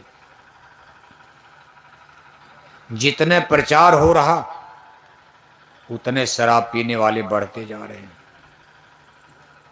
बेटों की शराब छूटी नहीं, और अब पता चला कन्नौज में हमारी बेटियों ने भी शराब पीना उल्टा हो गया। इनको ब्लॉक प्रमुख बना दिया, दारू पीने लगी। इनको पुलिस में नौकरी मिल गई, शराब पीने लगी। इंजीनियर बन गई, डॉक्टर बन गई, दारू पीने। माँ बाप को पता है नहीं, कौन बोलेगा। बेटियों ने शराब पीना कन्नौज में शुरू कर दिया, एमपी एमएलए बनकर। क्या धर्म बचेगा बताओ आप। हम लोग प्रयास कर रहे हैं कि बेटों की शराब छूट जाए। बेटे शराब छोड़े नहीं, और अब बेटियों ने भी शराब पीना। अब आप बताओ कैसे धर्म बचेगा। और नेता लोग कह रहे रामराज आ रहा। क्या आ रहा है? दिल्ली से, लखनऊ से आवाज दे रहे, चिंता मत करो, रामराज आ जाएगा कन्नौज में। आज जय गुरुदेव मिशन यही सवाल कर रहा। आज इस सत्संग सभा में, आज इस जय गुरुदेव मिशन के मन से हम आपसे सवाल कर रहे हैं। कन्नौज की जनता से सवाल हो रहा। हमारे प्रश्न का उत्तर आप जोरदार शब्दों में देना, इतनी तेज आवाज में बोलना कि ये मशीन आपकी आवाज पकड़ ले। इस मशीन के द्वारा आपकी आवाज दिल्ली पहुंचाई जा रही। कहां पहुंचाई जा रही? लखनऊ नहीं। लखनऊ तो छोटा सेंटर है। भारत का मुख्य मरकज केंद्र सेंटर दिल्ली है। तमाम कानून कायदे दिल्ली से बनाए जाते हैं। दिल्ली आवाज पहुंच जाए, वही कानून लखनऊ में भी काम कर जाएगा। एक ही साध है, सब सद है। बड़ा किला हो गया तो छोटे किले तो सब उसी में हैं। इसलिए आवाज दिल्ली पहुंचाई जा रही। इसलिए थोड़ा जोर से बोलना कि मशीन आवाज पकड़ ले। अंडे खिलाकर, शराब पिलाकर कोई माई का लाल भारत में राम राज ला पाएगा? अब ऐसे बोलोगे तो मशीन पकड़ेगी। मशीनें नहीं पकड़ा तो दिल्ली की आवाज जाएगी। अरे जोरा, दोनों हाथ ऊपर करके, जितने हाथ ऊपर करके चिल्लाओगे उतने तेज आवाज निकलेगी। लेकिन अगर फेफड़ा उफड़ा किसी का गड़बड़ है, तब जोर से मत बोलना। पता चला यहीं मर जाओगे तो एक और आफत कर दोगे आप। लेकिन अगर ईश्वर ने, भगवान ने आपका फेफड़ा ओपड़ा सही रखा, कोई भी बीपी अटैक उटैक की बीमारी नहीं, तो दोनों हाथ ऊपर करके पूरी ताकत लगाकर जोर से बोलो, भले अंडा मछली अभी खाते रहो, लेकिन आज सत्य के लिए भगवान के दरबार में हाथ तो सपोर्ट करो, सत्य का साथ दो। खाना शराब पीना धर्म में नहीं है, स्वीकार करो। अब इतनी जल्दी तो छोड़ोगे नहीं आप, लेकिन आज इस दरबार में तो सही के लिए हाथ खड़ा कर दो। इसलिए सब लोग जोर से बोलना, आप लोग भी बोलना। देखो आपकी संख्या कम नहीं, आधा आधा एमपी आधा एमएलए तो बट ही गया, आपका भी अधिकार है, जोर से आप भी बोलो। सब फोटो जा रही है, अंडे खिलाकर शराब पिलाकर कोई माई का लाल भारत में राम राज ला पाएगा। आपकी गई फोटो। आप भगवान राम के राम राज में अंडा बिकता था। अरे ऐसे ऐसे करोगे तब नन्नो माना जाएगा, नहीं तो पता चला यश हो गया तो उल्टा हो जाएगा। ऐसे ऐसे करो, नहीं नहीं तब नन्ना होगा। ऐसे हाथ हिलाओ, अब ऐसे खड़ा करना माने सपोर्ट हो जाएगा। भगवान राम के राम राज में अंडा बिकता था। देखो कितना बढ़िया फोटो जा रहा है, कन्नौज कन्नौज है। अब इतनी भीड़, ऐसी फोटो देखो, देख कर लोग दंग, दिल्ली हिल जाएगी। कन्नौज की बात है ना, कन्नौज। कन्नौज का किला जीतने में दिल्ली को पसीना आ जाता, नहीं हो पाता। माननीय जोगी साहब भी परेशान रहते कन्नौज का किला जीतने में, लेकिन यहाँ दाल गलती नहीं है, कन्नौज है। और गुरु महाराज ने इस किले को जीत लिया, जीत लिया। छोटा जिला, इतनी संगत। आपके अगल बगल देखो, मैनपुरी, एटा, इटावा तो उतना, लेकिन कन्नौज क्या गजब का है जिला कि जब जब हम आते हैं भीड़ बढ़ती जा रही। और आज की भीड़ तो देखो रिकॉर्ड तोड़ दिया आपने, पता न कहाँ से इकट्ठे हो गए आकर इतने लोग। जितना बड़ा पंडाल उतना तो भर ही गया, बाहर भी लोग घूम रहे हैं। इसलिए जोर से बोलो आप, आपकी आवाज का मायने है। आपकी आवाज दिल्ली लखनऊ में मायने रखेगी, सुनी जाएगी। भगवान राम राज में मछली बिकती थी, भगवान राम के राम राज में मुर्गी फार्म खुलता था, भगवान राम सुअर पालन चलता था, भगवान राम के राम राज में बेटियां शराब पीती थी, भगवान राम के राम राज में नसबंदी गरापात परिवार नियोजन होता था। और आज दिल्ली के राज में बंद हो गया। आज वर्तमान में दिल्ली के राज में ये बंद हो गया। और अगर दिल्ली के राज में बंद नहीं हुआ तो रामराज कहां से आएगा? कैसे रामराज आएगा? आज आपके कन्नौज जिले में मछली अंडा खाने वाले हिंदू घट रहे कि बढ़ रहे? आपके कन्नौज जिले में शराब पीने वाले हिंदू घट रहे कि बढ़ रहे? मुसलमानों की बात छोड़ो, अभी आप मुसलमानों के चक्कर में क्या पड़े हो? आप मुसलमान क्या नुकसान है? नुकसान तो हिंदुओं से हो रहा। मुसलमानों से कोई धर्म का नुकसान नहीं, सनातन का सारा नुकसान आपसे हो रहा, हिंदुओं से हो रहा। जो अंडा खा रहे, शराब पी रहे, बहन बेटी नहीं पहचान रहे, ऐसे नास्तिक हिंदुओं ने सनातन धर्म का नाश करवा दिया। मुसलमानों को तो अभी हम कह दिए कि 8-9 बरस बाद समझाया जाएगा। अभी 8-9 बरस तक हिंदुओं को समझाया जा रहा। ब्राह्मणों समझो, राजपूत क्षत्रियो समझो, यदुवंशी समझो, कुर्मी कुशवाहा बर्मा चौधरी जाट गुजर समझो। सनातन धर्म की परिभाषा पहले हिंदू समझो। मुसलमानों को क्या समझाओगे आप? मुसलमान तो फिर भी आपसे अच्छे हैं। मुसलमान शराब का ठेका नहीं लेते, जितना शराब का ठेका शुक्ला जी का ठेका, तिवारी जी का ठेका शराब का, यादव जी का ठेका शराब का, ठाकुर साहब का ठीका है, मौर्य जी का ठीका है, वर्मा जी का ठीका है, चौधरी साहब का ठीका है। कहीं मुसलमानों का शराब का ठीका देखा है? मुसलमान चमड़े का धंधा करेंगे, लकड़ी का धंधा करेंगे, लेकिन मुसलमान शराब का धंधा नहीं करते हैं। वो मानते हैं कि हमको पैगंबर साहब ने कुरान में मना किया। आपको रामायण में मना किया गया, नहीं माने। मुसलमान अपने कुरान की बात को मान, रामायण ने भी तो मना किया। हिंदुओं के लिए रामायण में मना किया, सुरसरी जल कृत वारुण जाना, कबोन करें संत ते पाना। गंगा जल से शराब बनी हो मत पीना, पाप लगेगा, रामायण कह रही।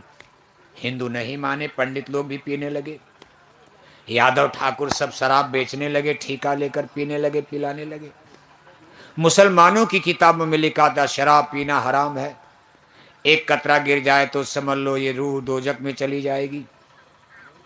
मुसलमानों ने मान लिया। आपने रामायण नहीं माना, मुसलमानों ने अपने पाक कुरान की बात को, अपने पैगंबर खुदा की बात पर भरोसा किया। तो आपसे तो अच्छे मुसलमान माने जाएंगे जो शराब का धंधा नहीं करते पैसे के लिए। और हिंदू में देखो हर जातियों के लिए शराब का धंधा, और इस समय तो सबसे बढ़िया धंधा शराबे का चल रहा। सब लोग कहते भाई टेंडर एक ठीका मिल जाता तो माला माल हो जाते। पैसे के लिए धर्म का नाश करवा दिया। सरकारें अपना योगदान करी, सरकार में भी सब प्रधानमंत्री हिंदू बने। आज तक आजादी के बाद कोई प्रधानमंत्री मुसलमान बना? जितने प्रधानमंत्री बने हिंदू। कोई मुख्यमंत्री लखनऊ में मुसलमान बना? तो शराब की दुकान किसने खुलवाया? हिंदुओं ने खुलवाया। मुसलमानों ने क्या खुलवाया? इसलिए सनातन धर्म का नाश हिंदुओं ने करवा दिया। इसलिए आपको समझाया जा रहा, सावधान, क्या बात मान जाओ। इसलिए देखो माननीय प्रधानमंत्री जी से दिल्ली में जमुना के पानी से हम अपील नहीं कर रहे, दिल्ली में कोठी हवेली से अपील नहीं हो रही है। दिल्ली का मतलब माननीय प्रधानमंत्री जी से आज इस मंच से, अपने पूज्य महाराज जी की तरफ से, लाखों करोड़ों जय गुरुदेव मिशन के सत्संगी भाई बहनों की तरफ से हम दिल्ली में माननीय प्रधानमंत्री जी से अपील कर रहे, अगर आपको ईमानदारी से भारत में रामराज लाना है, सनातन धर्म को बचाना है, माँ बहन बेटियों की लाज बचाना है, भारत को विश्व गुरु बनाना है, तो मछली अंडा शराब की दुकानों पर बुलडोजर, बुलडोजर, बुलडोजर, बुलडोजर का मुंह घुमा दीजिए। घर मत गिरवाइए किसी का। घर गिराना रामराज का विकल्प नहीं है। किसी का घर गिरा देने से रामराज आएगा?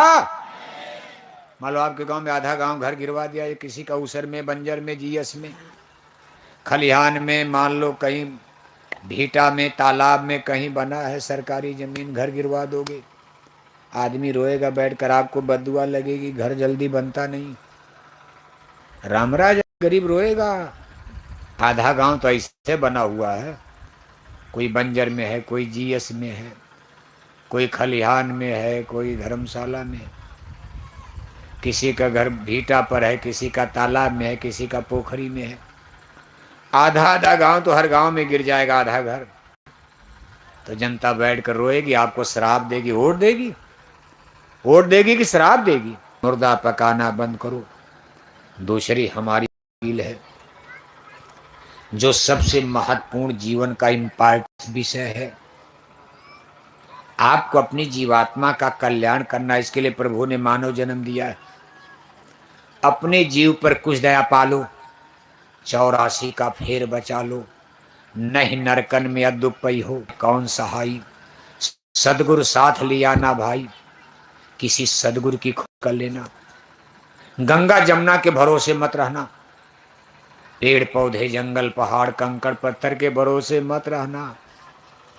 संत पार करेंगे जब तक संत ना पूरे, पड़े रहोगे अघ में, खोजरी पिया को निज घट में। आप किसी सदगुरु संत भगवान की खोज कर लेना। कन्नौज में मिल जाए, कानपुर में मिल जाए, खोज लो, आप बड़े महात्मा साधु लोग हैं।